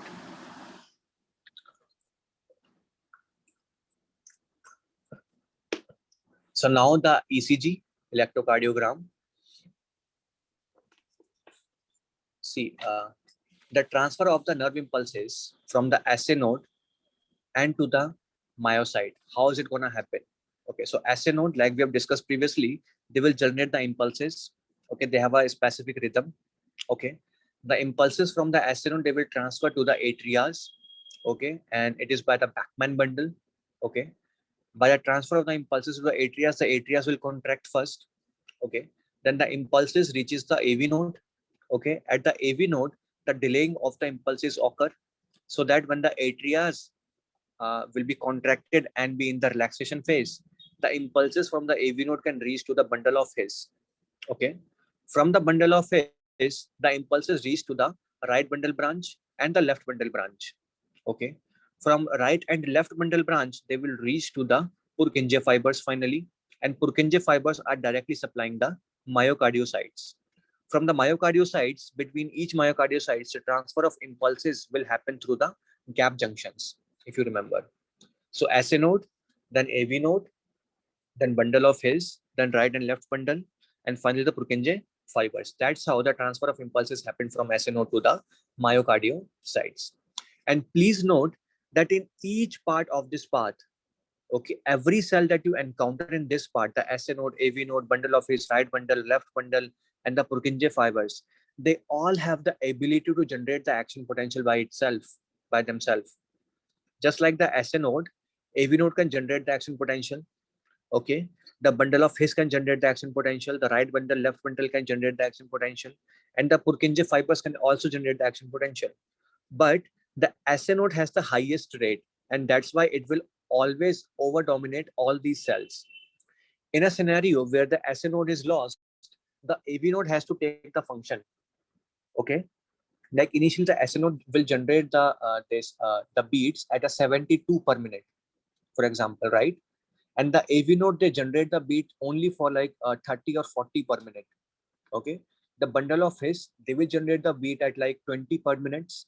The right bundle and the left bundle, they will generate a beat of like 10 to 15 per minute. So as you can see, the SA node is always dominating all of these cells, and that's why you will see the rate of the heart which is generated by the SA node. In case the SA node is lost, the the ventricles has to contract with the AV node rate, which is 40 beats per minute. Okay. And if this AV node is lost, then these ventricles has to contract with the rate of this bundle of his, which is 10 to 20 per minute only. Okay. Understand this fact? Yes. Good. So the conduction pathway, SA node, atrias, the AV node, bundle of his, right F bundle, Purkinje fibers, and to the ventricles. You need to know the location of the SA node, which is in the junction of the right atrium and the superior vena cava. Okay, which is kind of here, as you can see, this is superior vena cava. This is the right atrium. This is the location of SA node. Okay, and yeah, the AV node then. Okay, it is present in the posterior medial part of the interatrial septum. Very important. It is in the posterior inferior part of the interatrial septum, which is near the coronary sinus. AV node is located in the coronary sinus. Okay, very important. They will generate the rate at and they will cause a delay of 100 millisecond in the impulses, and in that time the atrias can relax, and that's why only after the atrial relaxation you will get the ventricular contraction. It is because of the AV node. Okay, then you need to know about the pacemaker rates. SA node has the highest rate, like I told you. Then comes the AV node, then the bundle of his, the Purkinje fibers, and the ventricles. You also need to know the speed of conduction. Step 1 will ask you, okay, arrange in the order of speed of conduction. So you need to know which cell conduct at a much higher rate and which is the lowest. So his Purkinje system, the Purkinje fibers, they have the highest rate of highest speed of conduction of the impulses. Okay, then comes the atrias, then comes the ventricles, and finally the AV node. AV node has the lowest speed of conduction. Very important. And Purkinje cells has the highest speed of conduction. Okay. Then you need to understand this ECG. Okay. In the ECG, the P wave actually represents the atrial contraction. Okay. Whenever the atrial contraction occur, it will be shown in the P wave. Okay. Then comes the PR segment. In this segment, there would be the AV node delay. The delay which is caused by the AV node, it is shown here in the PR segment. And that's why after the atrial contraction, you will get the ventricular contraction. So this QRS phase actually represents the ventricular contraction. Okay. Oh, sorry, the ventricular depolarization, not the contraction, but the ventricular depolarization, which is the phase 1034. Which phase? Tell me. Zero. The depolarization. Exactly. So I can annotate it like this phase, like, okay, this is the phase 0 of the action potential, which is represented by the QRS. So in scenarios where you have a sodium channel blocking, tell me what going to happen to the phase, this phase 0, the slope of the phase 0, what would happen to it? It would increase. Slope will increase or slope will decrease in case of a sodium channel blocking? See, this is these are the electrons which are flowing, okay, or you can say the voltage, and this is the time, okay, and that's how we made the graph of it. Okay, that's how we made the graph. This is the time and this is the voltage. So if I decrease, if I inhibit the sodium channels, then what gonna happen to my this phase 0? Decrease. Decrease. Slope of the graph. This is a slope. Obtuse, like more angled, less angled, like. It will be like that, right? Because it will take more time to reach the same height, right? Yeah. It will take more time to reach the same height, right? So It would slope of the increase. graph will be decreased. Slope will be decreased. So what Oh, gonna happen to my QRS? The QRS will also take more time, right? It will be Long. wider. Yeah. so your QRS would increase, right? QRS will be widened. Yes. QRS will Widened. be Yeah. widened. So in all the scenarios So where that's- you have a blockage of the sodium channels, you will have a widening of the QRS complex. Is that okay? Yes. Yeah. Okay. Now, after the phase 0, what phase come? The phase 1 and phase 2, right? And these phases are represented by the this segment, the ST segment. Okay. And after this, there would be the depolarization, which is represented by the T segment, this point. Okay. So the real contraction actually happens in the ST segment phase. Okay, which is correspond to the phase 2 of the action potential. The T wave, which represents the relaxation phase of the or the ventricular repolarization phase of the cardiomyocytes. Okay, the T wave, where the potassium is actually outflux of the potassium happens from the cell, right? So in the QT interval, or I can say specifically the ST interval, the real contraction of the ventricles will occur. Okay, is that okay for everyone? The ECG and the correlation with the action potential?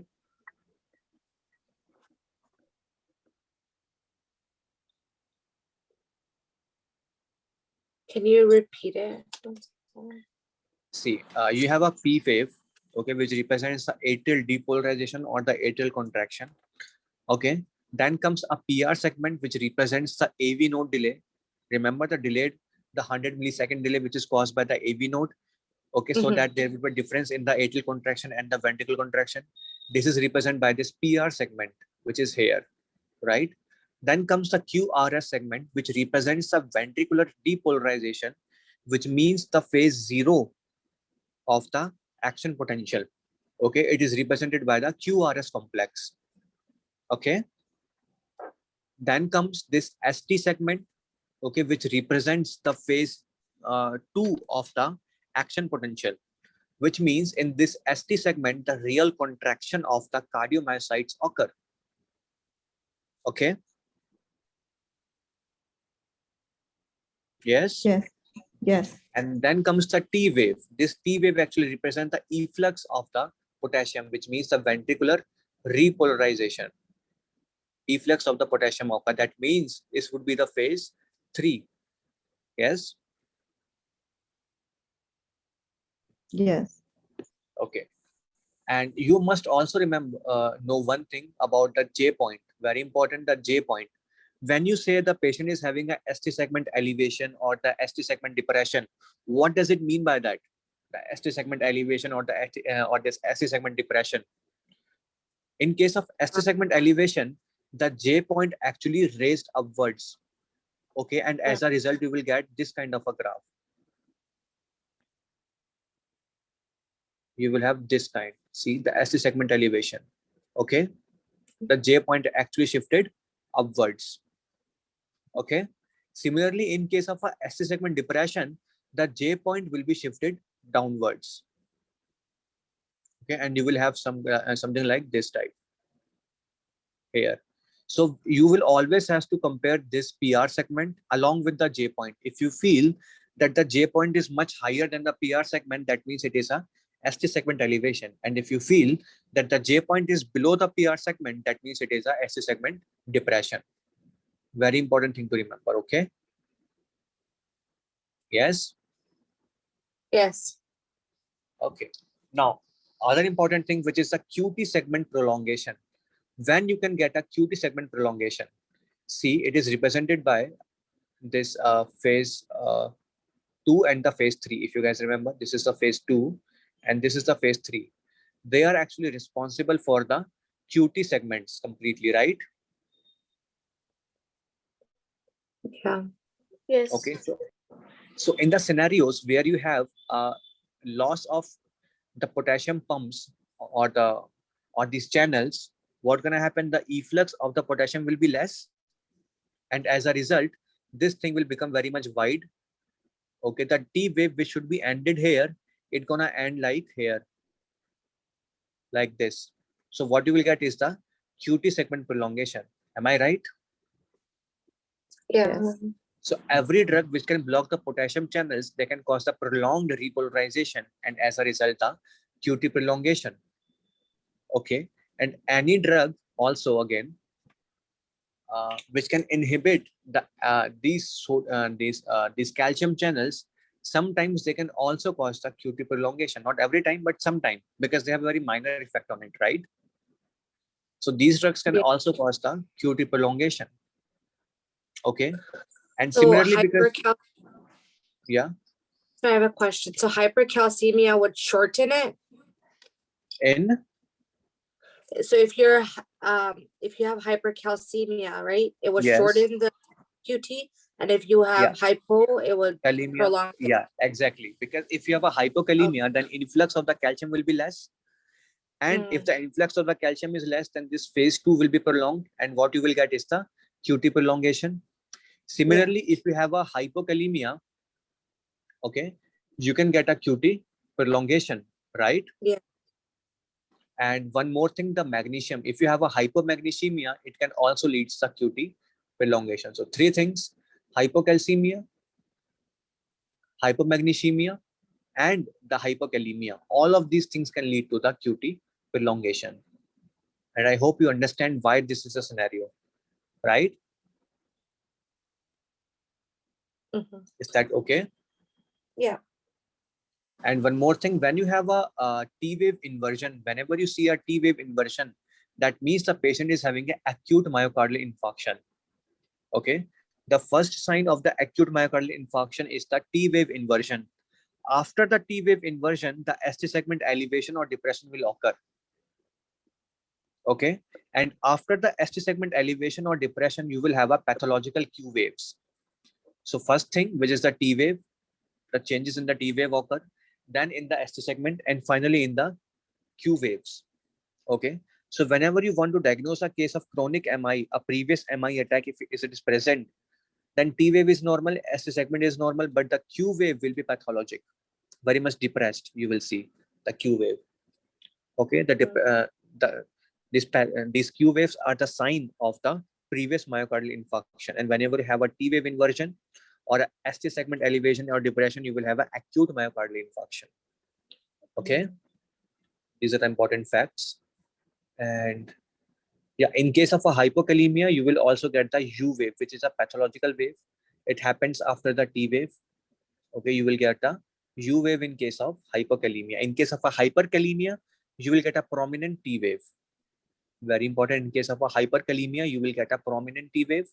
In case of hypokalemia, you will get a extra wave, which is the U wave. Okay.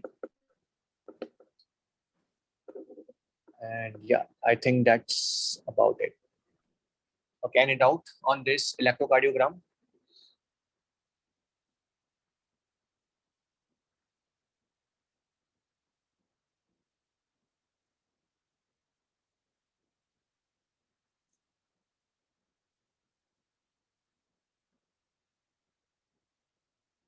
Any doubt? Anyone?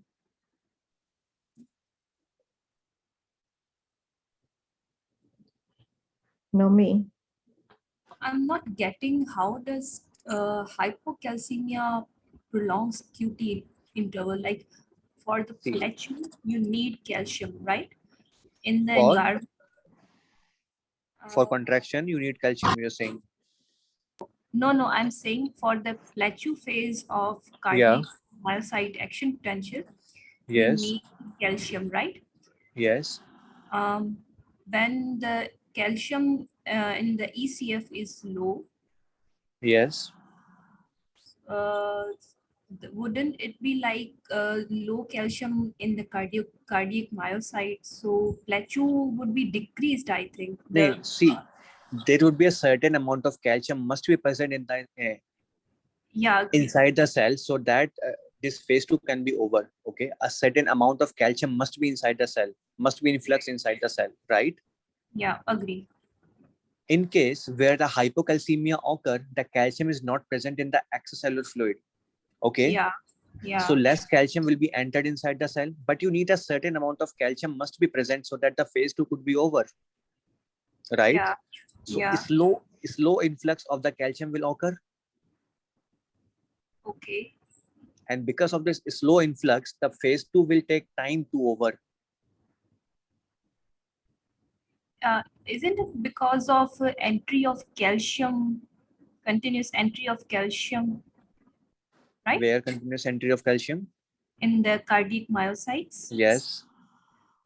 If we have low calcium, Yes. the plateau, like its length will be decreased. Increased. Yes, exactly. Oh, The plateau length will be increased. decreased. I am saying low, down, decrease. You are saying, just give me a second. Okay. You are saying this length is increased or length is decreased? Decrease. D for decrease. You're saying the length is decreased in case of Yeah. hypercalcemia. No, the length is actually increased in case of hypercalcemia, because I told you a certain amount of calcium must be present inside the cell to get the cell, and this phase 2, right? And the calcium is, and the influx of the calcium is dependent on this gradient of the calcium also, right? The gradient is less now, okay?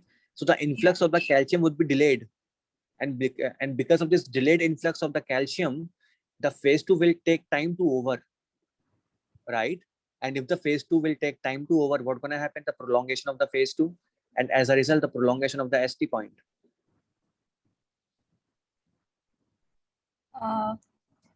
Okay. Think about it. You need around 100 molecules of this calcium, 100 ions of the calcium inside the cell, okay? Let's assume. Okay. In case of the hypocalcemia, okay, you need to influx the 100 calciums, right? In case of hypocalcemia, because the gradient is now lost, okay, because certain amount of calcium is already inside the cell, and it was a gradient. Give me a second. It was a gradient which is causing the influx of the calcium. Now the gradient is lost, or a very little gradient is present. So 100 calcium influx will take time. Okay. Yes. Yeah. And if the 100 calcium influx will take time, then what's going to happen to the phase 2? Because 100 must be there. Yeah. Okay. So 100 will take time. To what's going to happen to the phase 2? Increased. Yes, it will be increased. And that's why the increase in the ST segment. And that's why the QT prolongation. Okay. Got it. Got it now. Thank you. Okay. Okay. Any more doubt on this page?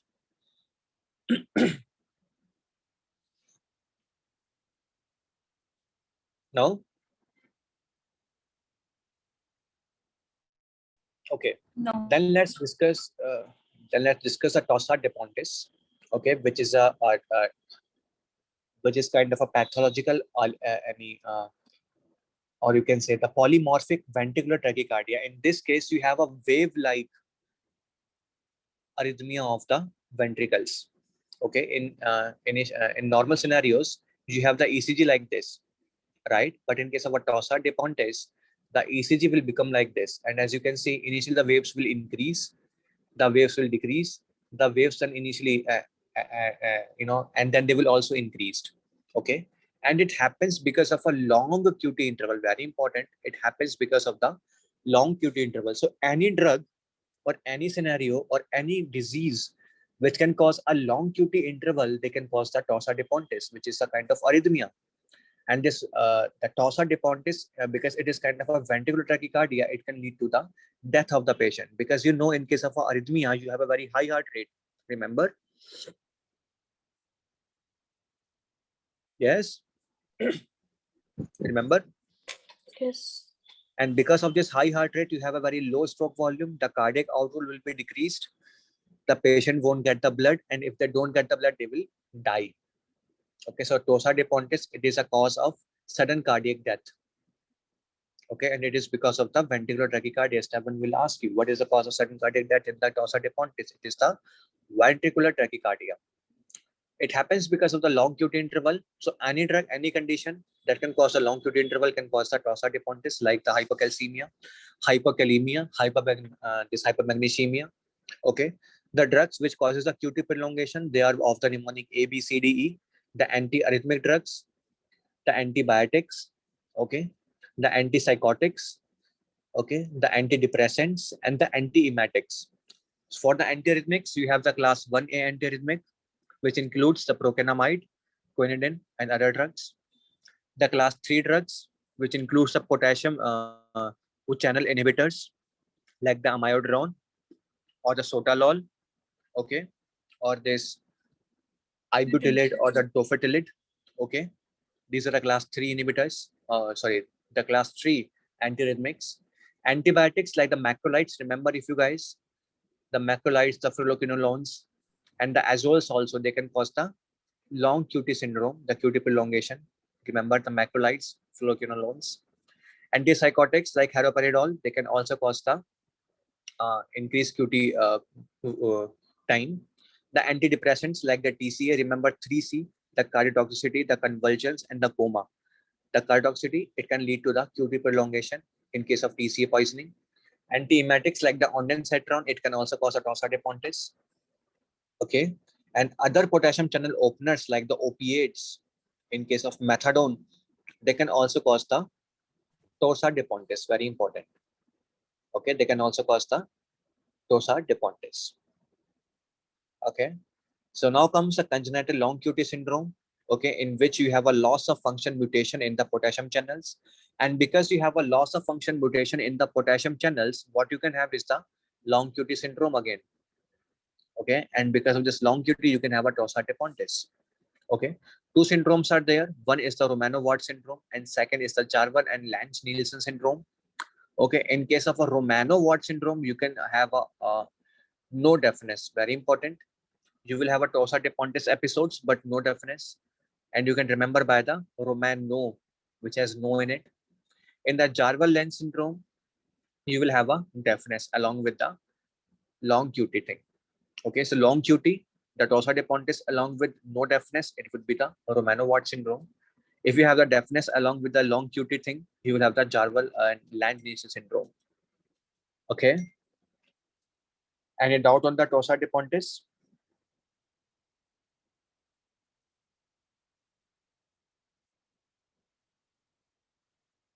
No. So always a patient will be a, the patient will be have a history, and it must be a younger patient because it is congenital. The patient must have a younger history, a young patient with a history of recurrent palpitations, syncope. Okay, and sometimes the patient also had a family history of sudden cardiac death. So multiple members in the patient family can be died because of it. Okay, so it will all suspect you on the torsade de pontis. Okay, very important. It could be either one of these syndromes. Okay, and if you give the patient these drugs, it can lead to the torsade de pontis again. Then similarly comes the Brugada syndrome. Okay, it is a defect in the sodium channels and the L-type calcium channels. Remember, sodium channels and the L-type calcium channels. Okay, so it will appear as the pseudo right bundle branch block on the ECG and the ST segment elevation. We will discuss that later, what the pseudo right bundle branch block is. Okay, so you will have a pseudo right bundle branch block and the ST segment elevation in the ECG. Okay, and you will get a ventricular tachyarrhythmias, and these ventricular tachyarrhythmias are the cause of sudden cardiac death in these patients. Very important. The Brugada syndrome can lead to the ventricular arrhythmias that can lead to the sudden cardiac death. The defect would be in the sodium channels and the L-type calcium channels. Okay, and because of that, you will have a pseudo right bundle branch block pattern. In the pseudo right bundle branch block, you will have the QRS widening. Very important. One thing, you will have a very high QRS widening. Whenever you have a QRS widening, it would be a pseudo right bundle branch block, or it could be a left bundle branch block. For that, you need to look at the leads. We will discuss that later. Don't worry. Okay, just know for this now. So these two patterns would be seen. The QRS widening along with the ST segment elevation. You will think about the Brugada syndrome. It is because of sodium and the L-type calcium channel defects. Then comes the Wolff-Parkinson-White syndrome. In the Wolff-Parkinson-White syndrome, you have a accessory pathway formation. See, normally you have this the chamber of the hearts. Okay, the ST node will generate the impulse. It will reach to the AV node. Okay, the AV node causes a delay so that the atria can contract, and after the atrial relaxation, the ventricles should begin contraction. This will go to the bundle of His. From the bundle of His, it will go to the this left bundle and the right bundle. Okay, finally it will reach to the Purkinje fibers and all the way to the this cardiomyocytes. What gonna happen in the Wolff-Parkinson-White syndrome? There is a formation of accessory pathway occur. Okay, and from that accessory pathway, all the impulses which were going to the atrias, you know that SA node always, this SA node also sends these impulses to the atrias also. What's going to happen? There would be a formation of accessory pathway between the atrias and the ventricles. And now these waves can easily pass through the pathway, bypassing the AV node. They do not need the AV node now. And as a result, the AV node delay will be lost. And because of that AV node delay, you won't get this normal wave, which is a PR interval. Instead, you will get the this delta wave, which is the pre-activation of the ventricular myocytes. Okay, so because of this accessory pathway formation, there won't be any AV node delay. And if there is no AV delay, what you can get is the delta wave. Okay, the premature activation or the contraction of the ventricles will occur because of it. Okay, so this is the delta wave. And as you can see, this is the P wave. Okay, this is the R wave. The PR interval is now decreased. As you can see, initially the interval was here to here, but now the interval is between just this much. This is a new interval. So the PR interval is decreased. The delta wave is there. As you can see, the Q wave started here and it will be ended here. Normally, this is the QRS interval in the normal scenarios. But in case of a Wolff-Parkinson-White syndrome, this is a QRS interval. So you will get a QRS widening or the increase in the QRS interval. The this PR interval will be shortened and the delta wave is present. This is the ECG triad of the Wolff-Parkinson-White syndrome. It is because of the formation of this accessory pathway. Now, sometimes what happens, a close connection is formed between the atrias and the ventricles because of this pathway. A close connection is formed, a loop of the impulses is formed, and as a result, the arrhythmias will be generated in case of Wolff-Parkinson-White syndrome. Okay, it can lead to the supraventricular tachycardia because of this re-entry circuit. Okay, a re-entry circuit is formed because of this bypass tract, and that can lead to the supraventricular tachycardia in case of Wolff-Parkinson-White syndrome. Okay, so it happens because of a fast accessory conduction pathway, which is a bundle of Kent that bypasses the AV node. Okay, so ventricles begin to partially contract or depolarize earlier, so that a characteristic delta wave will form. A widened QRX will be seen. Shortened PR interval will be seen on the ECG. Okay, it may result in the re-entry circuit that we have discussed already and can lead to the supraventricular tachycardia. Okay, any doubt on that?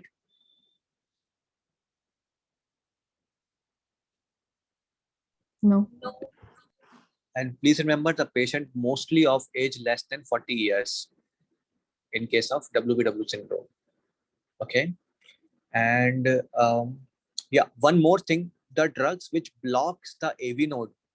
Okay, all the drugs which blocks the AV node, you won't give patient these drugs, because like I told you, because of the accessory pathway formation, the re-entry circuit can happen. Okay, and if you block the AV node, then the AV node cannot generate the impulses. See, normally if your AV node generates the impulses in case of Wolff-Parkinson-White syndrome, the impulses goes from here. Okay, and the re-entry and from the accessory pathway, the impulses go through here. They will cancel out each other, right? But if you block the AV node pathway, what's gonna happen? These impulses can go from all the way around to here, right? And they will re-enter again from this pathway. Okay, so if you block the AV node, this re-entry pathway can happen. Okay, and that can lead to the ventricular tachyarrhythmias, that can lead to the death of the patient. And that's why you never use any of the drug which causes the AV node delay. Okay, like the class 2 these blocking agents or the calcium channel blocking agents. You won't use these drugs. Okay, very important in the Wolff-Parkinson-White syndrome. I think it's kind of easy. Okay, any doubts so far?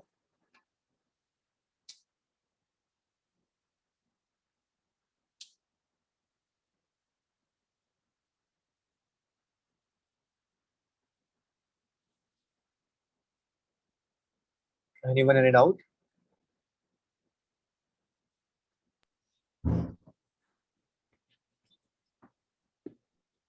No. Okay. Then you need to know about the ECG tracings. Okay. Very important thing. You must be able to differentiate between different arrhythmias, different atrial fibrillation, or whether it's a flutter, whether it's a ventricular tachyarrhythmia or whether it's a AV block. For that, you need to know one algorithm. Whenever you see a ECG, you always need to look at the R waves. Okay, that QRS complex, the heightened R wave, you need to look at it. Okay, if you see a regular R to R distance, that means it is a steady rhythm. Okay, and whenever you see a irregular R to R distance, that means it is a unsteady rhythm. In case of unsteady rhythm, you need to look at the P wave first. Okay, if the P waves are there, then it is a secondary type of heart block. Okay, if the rhythm is not if the rhythm is unequal and the P wave are there, that means it is a secondary heart block. Okay, if the P waves are not there, that means it is a atrial fibrillation. Okay, if the rhythm is steady, okay, then you need to look at the heart rate. Okay, for every block, every large block, okay, for say let me draw this.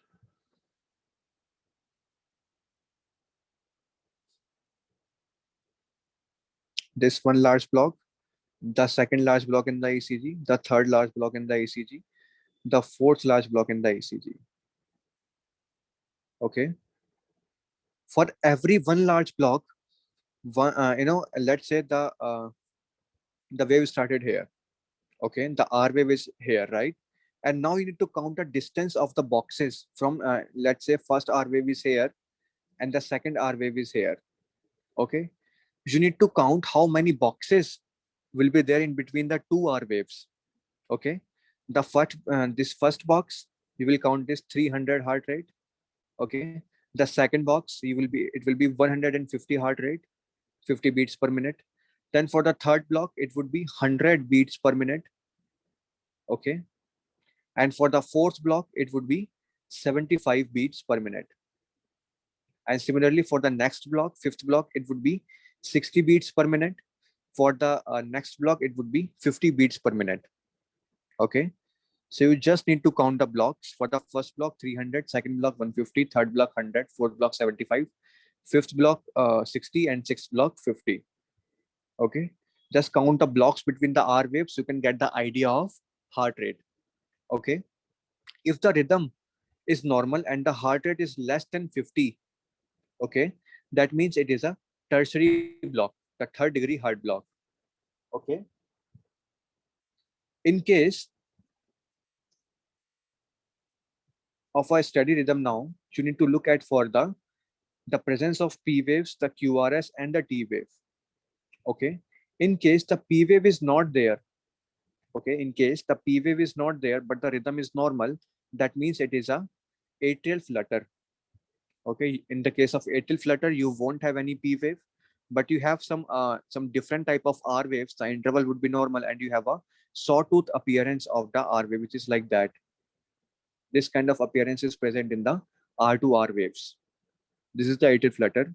Okay, then again you need to look at the PR interval. Okay, if the PR interval is greater than 5 small boxes, that means it is a primary block. Okay, so first thing what you will do, you will look at for the R waves. Okay, if the R waves are at an equal distance, that means it is a steady rhythm. If the R wave are not at equal distance, that means it is an unsteady rhythm. For the unsteady rhythm, you will look at for the P waves. If the P waves are present, that means it is a secondary block. If they are not present, that means it is a atrial fibrillation. For the steady heart rate, you first need to look for the heart rate of the patient. Okay, if the heart rate is so much low, less than 50, with a normal P wave and every wave, that means it is a tertiary block. Okay, if the rhythm is more than 50, but the patient is not having any P wave, that means it is a case of atrial flutter. Okay, if the PR interval is kind of very much prolonged, more than 5 boxes, which are normal this R to R distance, that means it is a primary heart block. Okay, note down this algorithm. It is very helpful for analyzing the next all the ECGs that we're going to study now. Okay, should we move forward? Yes. Okay. Okay. First one is the atrial fibrillation. Like I told you, any pathological remodeling of your heart, like a dilation or a myocardial infarction or anything, or a hypertrophy even, that can lead to the atrial fibrillation. It will predispose the patient to develop the atrial fibrillation. In case of atrial fibrillation, if you look at the R to R wave distance, you can see that this R to R distance and this R to R distance is not equal. Okay, and जैसे ही as soon as you realize that the R to R distance is not equal, you will always look for the P waves. As you can see, there is no P wave identifiable. Okay, that means it is a case of atrial fibrillation. You will have a most important thing, irregular rhythm. There is one more type of rhythm which is a regularly irregular. A certain patterns of of this irregularities are repeated, and this is known as the regularly irregular rhythm. In case of atrial fibrillation, there is no pattern of the R to R distance is seen, and that means it is a irregularly irregular rhythm. Okay. The most common risk factors for the atrial fibrillation is the hypertension and the coronary artery disease, which can cause the ischemia or the hypertrophy. And as a result, you will have the atrial fibrillation. Most of the acute episode in these predisposed patients will be seen after the drinking. Okay, most commonly they are seen after the drinking. Okay, and one of the major thing which is kind of a very much feared complications of the atrial fibrillation or any kind of arrhythmia is the thromboembolic events. Very important. Any arrhythmia can cause the formation of thrombus and the formation of embolus. Okay, and that can lead to the stroke, renal infarction, GI infarction, or anything. Okay, systemic embolism it can lead to. Okay, so for any case of atrial fibrillation or atrial flutter or any case of arrhythmia, you will always give the patient anticoagulant. Very important. You will always give the patient anticoagulant. So whenever you encounter a patient with a history of any kind of arrhythmia, and now they are having a flank pain or might be a any kind of paralysis, that means it must be a case of thromboembolic event caused by the atrial fibrillation or any arrhythmia, right? So the main therapy that you give is the anticoagulant therapy. You will give a patient rate and the rhythm control, which are the anti arrhythmic agents. Okay, and you can also do the cardioversion. Okay, and step 1 will also ask you that what is the most common location of the formation of thrombus in case of atrial fibrillation, which is the left atrial appendage. See,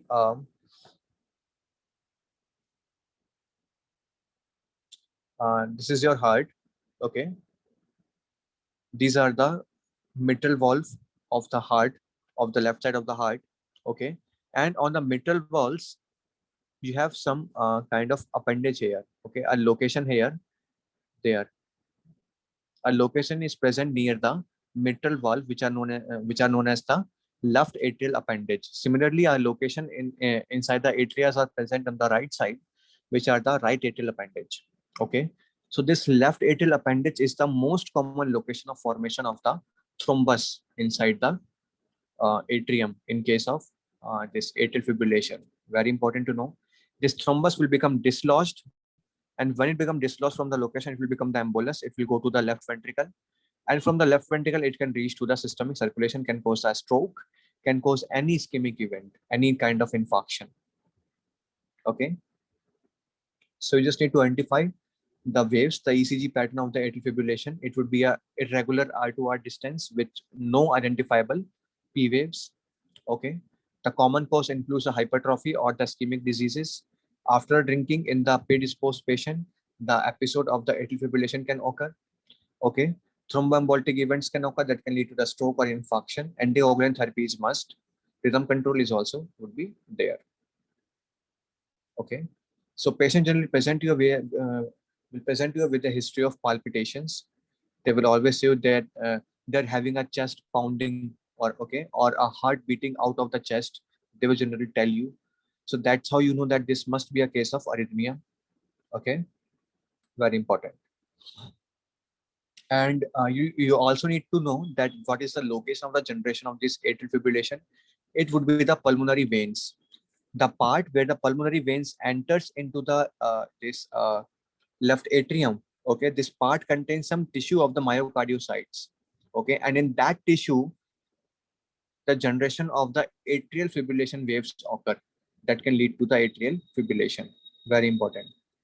It would be the pulmonary veins where the atrial fibrillation actually starts. Okay, very important. So any doubt?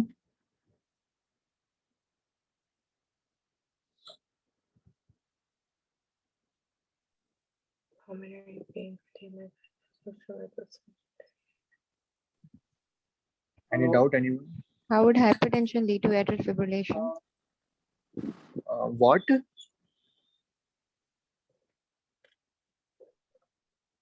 Please repeat it again. How would hypertension lead to atrial fibrillation? See, in case of a chronic hypertension, what's gonna happen to the cardiomyocytes? In case of pressure overload, what's gonna happen? Remember the two scenarios, the pressure overload and the volume overload? The hypertrophy scenarios, remember?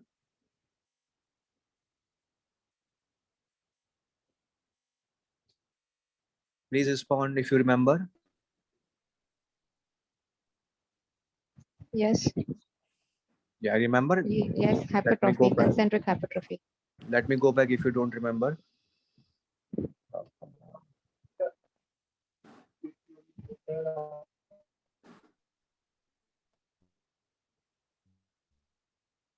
Just give me a second.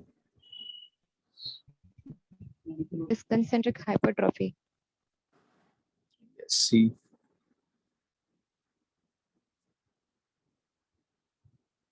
Yeah, remember this page, the concentric hypertrophy in case of pressure overload, and I told you the chronic hypertension is responsible for the concentric hypertrophy. Yes. So because of this concentric hypertrophy in the Yes. heart, like I told you, any kind of remodeling which is happening in your heart can lead to the arrhythmia. Okay, any dilation, any kind of hypertrophy, any kind of ischemia, any change, any remodeling of your heart can lead to the arrhythmia, right? That's why in case of a chronic hypertension, you are having the atrial fibrillation. Okay.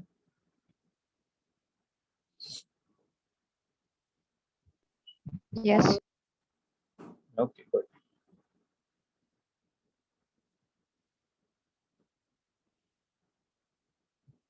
Okay, so now comes, so that's all about the atrial fibrillation. Identify the waves. I have a question. And, yeah. The pulmonary veins, are what is triggering the AFib. Why is that? Because they also contain some myocardial tissue at the, they have a sphincter at the junction of the atrium and the veins. And this myocardial tissue is actually causing the these impulses for the atrial fibrillation. Okay. Okay. And Stephen will also ask you that the contraction of the ventricles, because as you see that this palpitation or the chest pounding is occurring because of the high ventricular rate. Okay, not because of the atrial fibrillation itself. Okay, atrial fibrillation actually causing a very high ventricular rate, and it's because of the high ventricular rate that you're having this palpitation and the chest pounding. So Stephen will ask you that ventricular rate is dependent upon which of the following factors, which of the factors. Okay, you have a very high rate of contraction of the atrias in case of atrial fibrillation. Okay, the rate of contraction of the ventricle is dependent upon which factor? And that is the AV node refractory period. Okay, if the AV node refractory period is much, okay, then the ventricular rate can be slowed down. Okay, if the refractory period is lowered, decreased, then in that case, more of the impulses can pass to the ventricles, and as a result, the ventricular rate could be very much higher. Okay, so the contraction or the heart rate in case of AFib is totally dependent upon the AV node refractory period. Okay. Okay. Then comes the atrial flutter. Like I told you, they have a regular rhythm. Okay, but no identifiable P wave. Instead, you have some sawtooth waves. This is very easy to identify. Okay, a regular R2R distance and a sawtooth waves. This is the atrial flutter. Okay, and they will ask you the location of the generation of these waves, and these are the cavo-tricuspid isthmus. Okay, which is the area between the crista terminalis and the tricuspid annulus. C. Let me update it. This is your right atrium, okay? This is the opening of the superior vena cava. This is for the inferior vena cava. Near the opening of superior vena cava, you have this SA node, and this whole area is known as the crista terminalis. Okay, this whole area is known as the crista terminalis. Okay, then you have this tricuspid valve here. Okay, and the area between the tricuspid valve and this crista terminalis is known as the cavo-tricuspid isthmus. The cavo, which is for the cava, and the tricuspid, which is for the tricuspid valve. The area between the vena cavas and the tricuspid is the valve is known as the cavo-tricuspid isthmus, and this is the location of generation of atrial flutter waves. Okay, very important to know that. And similar to the atrial fibrillation, the rate of ventricular contraction is dependent upon the AV node refractive period. Okay, and how will you treat the condition? Similar to the AFib, you need to give the patient anticoagulant therapy, because in any kind of arrhythmia, the patient can have a thromboembolic event. Okay, and you can also do the catheter ablation. You know, the reentrant circuit which is formed, which is causing this the flutter wave generation. You can just destroy it by the catheter ablation. Okay, so step 1 will ask you where the catheter ablation should be performed. It is in the cavo-tricuspid isthmus. Okay, you will just destroy the pattern, the path of the wave generation. Okay, and that's how you can stop the atrial flutter. Okay, that's all. Then comes the ventricular fibrillation. In case of a ventricular fibrillation, you do not have any kind of identifiable waves. Okay, as you can see, no rhythm is there, no wave is there. This is a ventricular tachycardia, and whenever you have a ventricular tachycardia, it can lead to the sudden cardiac death. So in any kind of a question, when the when the step 1 asks you that what is the cause of sudden cardiac death in this patient, you will always say answer ventricular tachyarrhythmias, because these are the most common cause of death. Okay, the most common cause of death in case of a tossa de pontis is these ventricular tachyarrhythmias. The most common cause of death in case of Wolff-Parkinson-White syndrome is in the ventricular tachyarrhythmias. The most common cause of death in case of a patient with hypertrophic cardiomyopathy is because of ventricular tachyarrhythmias. The common cause of death in patient with myocardial infarction is because of this ventricular tachyarrhythmias. So in any case, it would be the ventricular tachyarrhythmias that can cause the sudden cardiac death. Okay, very important. So we have done with the arrhythmias, these 3 types: the atrial fibrillation, the atrial flutter, okay, and the ventricular fibrillations. Any doubt in these 3? I just have a question.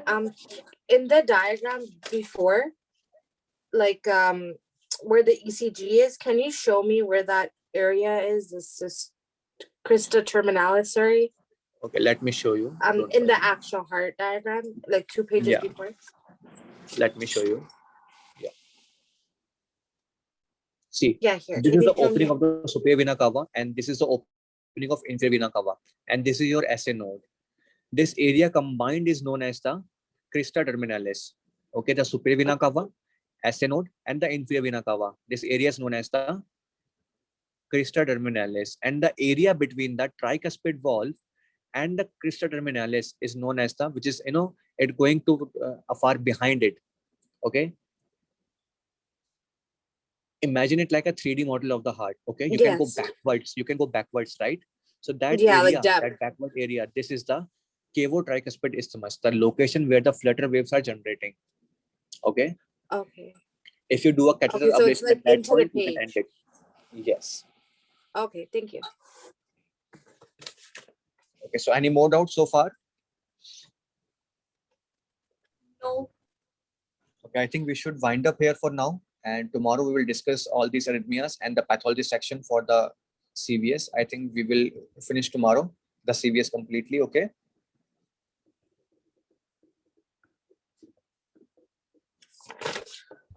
Okay. Can we just finish till AV block? Okay, if you want, we finish can. that whole page? Yes, no worry. We can finish the AV blocks. Okay, so for the AV blocks, what's going to happen? The conduction pathway is going to disrupt so that the impulses from the SA nodes are not reaching the Purkinje fibers and hence the myocardiocytes. And as a result, the heart rate is gonna decreased, right? So in the first case, there would be a first degree AV block. Like I discussed in this page, in the previous page, in case of this primary AV block, what gonna happen? The PR interval will be increased because you are having a AV block, the AV node blockage, and you know that AV node is responsible for the delaying of the waves. And if you block it, then the delaying of the waves will be too much, will be increased. And the PR interval, as you guys remember, it represent the delay in the impulses, right? So if the delay in the impulses is increased, the PR interval gonna increased. So you have a normal rhythm, and with the normal rhythm, you have a increased PR. As you can see in the diagram, there would be greater than one box. This is the one box up to here. The PR interval is more than the one box. That means it is a primary AV block or the first degree AV block.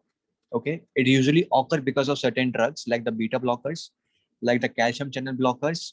They can cause a primary AV block.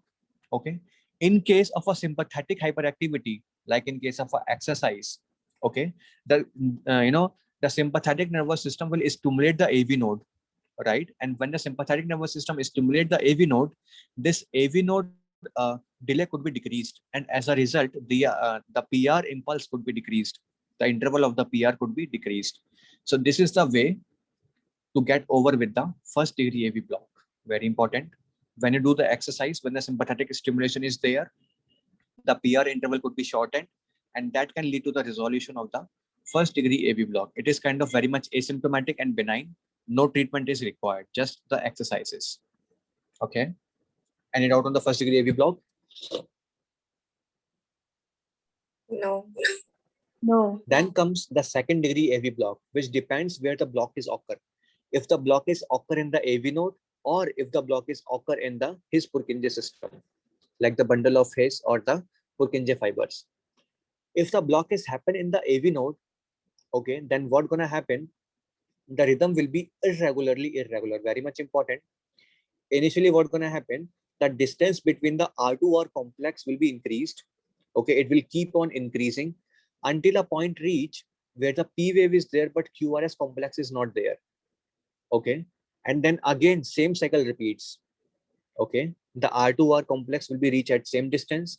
Then it will keep on increasing. Then again, a P wave will be there, but no QRS. Okay, then again, the same cycle will be repeated. Okay, you understand this much? The increasing in the R2R complex, then the QRS complex is completely gone. P wave is there, but no QRS. Then same cycle again repeats. The increase in the this R2R distance. Okay. In Yeah. secondary heart blocks, there is a defect like in first degree we have a defect in 8 AV node. Yes. In the second degree, where do we have the defect of transmission of impulses from SA to AV node Yes. to the conduction system? Like exactly Uh, where we have defect defect in the itself within the AV node. Within the AV node. Defect is within the AV node. Okay. okay. Not in the conduction pathway, but within the AV node itself, you have a defect. Okay. Okay. And one more thing that you will see, because the defect is in the AV node, the PR interval along with the increase in the R2R distance will keep on increasing. As you can see, the PR1 in this case is lesser than the PR2, which is lesser than the PR3. The PR interval will keep on increasing. A time will reach when the P wave is there, but no QR is there. And similarly, same cycle will repeat. So if I annotate it for you, you will see it like, this is the ECG base, let's say. This is the one QRS complex. This is the second QRS complex. The distance will keep on increasing and increasing and increasing. A time will reach when the P wave is there, but the QRS complex is not there. Then again, the same cycle is started. The same R wave, okay, the distance will be increasing and again increasing and again increasing. Okay, so distance will keep on increasing until a point reach when the QRS is lost, but the P wave is there. Then again, same cycle started. This is the Mobitz type 1 block or the Wenke-Bach block. Okay, very important to know. And the PR interval is must, because the PR interval will keep on increasing along with the R2R intervals. Okay, and that's why I told you, because you know the R2R increase, the irregular R2R rhythm is actually happening very regularly, in a regular manner, in a certain pattern. And that's why we call it a regularly irregular rhythm. But in case of atrial fibrillation, it was irregularly irregular rhythm. Okay, is that clear? Yes. Yes, it's clear. Then comes the Mobitz type 2 block. In this case, the block is in the His-Purkinje system. Okay, and it is generally seen with the bundle branch block. So in case of a bundle branch block, what's going to happen? First thing is the QRS widening, generally present if it is with the bundle branch block, because you know after the His-Purkinje system, the right bundle and the left bundle would be there. So you can see that this his bundle is very much close to the this right and the left bundle, and that's why you generally seen it with the left bundle branch block or the right bundle branch block. Okay, so if it is present very independently, then you have a similar to this Mobitz type block, you will have an increased R2R interval, but the PR interval would be absolutely normal, equal in all the scenarios. Then the P wave would be there, but no QRS, and the same cycle again repeats. But if it is present with the bundle branch block, then this QRS complex will be widened. Okay, the QRS complex will be widened, and that means it is a bundle branch block.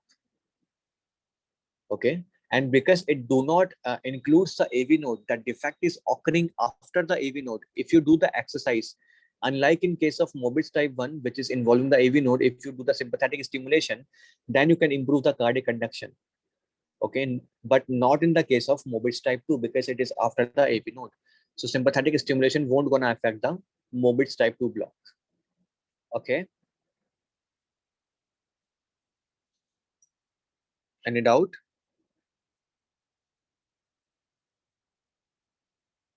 No doubt. Okay,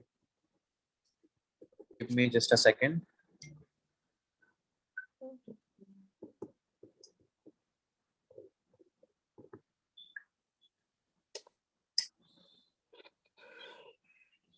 Then comes the third degree block. In the third degree block, the conduction system from SA node to the AV node is lost.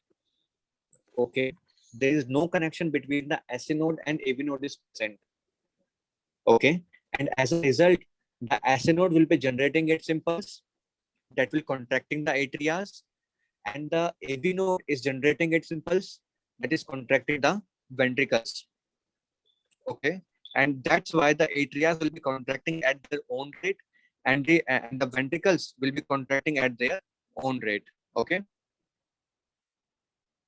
and that's why, as you can see, the distance between the two P complexes is kind of same, as you can see here, and the distance between the two R complexes is same. But because the this QRS is happening because of this, am I audible to everyone? Yes. Okay, yeah. See. Doctor, So your because voice is of this, interrupted actually. Your voice is not clear.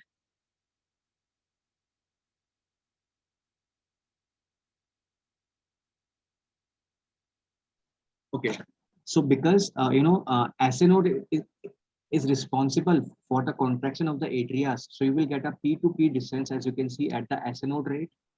Okay, and because the AV node now is responsible for the generation of impulses for the ventricular contraction, so you will get a R to R distance at the rate of AV node impulses, which is around 40. Okay, both of them are contracting at their own rate. AV node causing the contraction of the ventricles, and SA node is causing the contraction of atrias. Regular rhythm in the atrias is there, regular rhythm in the ventricles is there, but they are both contracting independently. If a block is happening between the AV node and the bundle of His, then bundle of His will generate the impulses for the ventricles, and that in that scenario, you will have a heart rate of around 20. Okay, but in case if it is a block between the SA node and the AV node, then the heart rate will be around the 40, which is the R to R distance. Okay, and you can calculate it by counting the big boxes. You can easily calculate the heart rate also by counting the big boxes. Okay, generally it would be seen in the Lyme's disease. Very important. It would be generally seen in the Lyme's disease. Okay, and it should be treated with the pacemakers because the heart rate is very much slow. You will have the bradycardia. So any doubt on the this third degree AV block? No.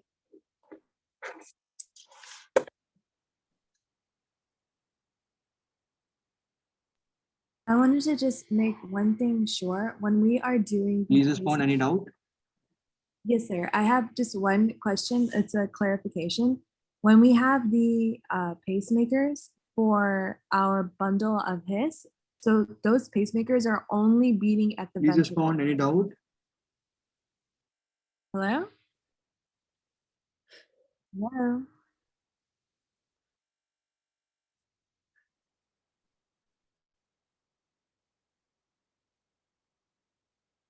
Okay. So I think we are done with the AV blocks and the arrhythmias. Okay. Should we wind up now? Hello. Is it possible to finish physiology since we only have 2 more pages left? I'm not getting any boxes. Just give me a second.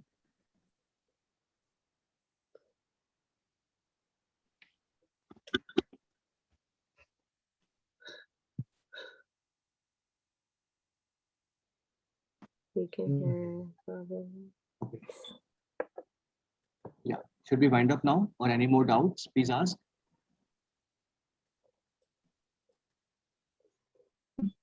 Yeah, I had one question. Yeah, please ask. When we are doing when we're giving the pacemakers for to get around his Purkinje system blocks. Yes. So we would only be pumping at the ventricle, right? Yeah, exactly. So we are assuming that because our atria are still pumping because they're all still still giving the blood down. Yes. We don't need to control the atria at all. They are still going to do their job. Yes, exactly. They're doing their job absolutely normally. Okay. It's just the ventricles. We need to increase the heart rate of the ventricles. Okay. Okay. And would that change during exercise or would that stay? No. You see, there's a total block between the SN node and the AV node would be there. A slight increase would be there because the sympathetic stimulation will also stimulate the AV node. So a slight improvement would be there in case of the exercise. But you see, the heart rate is so much low. The cardiac output of the patients are already very much low. And if they cause the exercise, it can only cause the loss more. Okay. Okay. Okay. So in case of exercise, the patient can have a dyspnea, syncope, fatigue, lightlessness. Okay. So they won't do much exercise. It won't be beneficial for them. It will cause more harm than the benefits. Okay. Okay. Yeah. Thank you. Okay. I have a request. Yes. Is it possible to finish physiology today? Since we only have 2 more pages, or do you think it's good that we stop here today? Actually, I have to go somewhere. Oh, okay. Sorry. No, it's okay. I'm sorry about that. Yeah, that's fine. Thank you so much.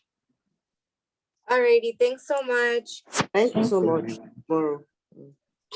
Thank you.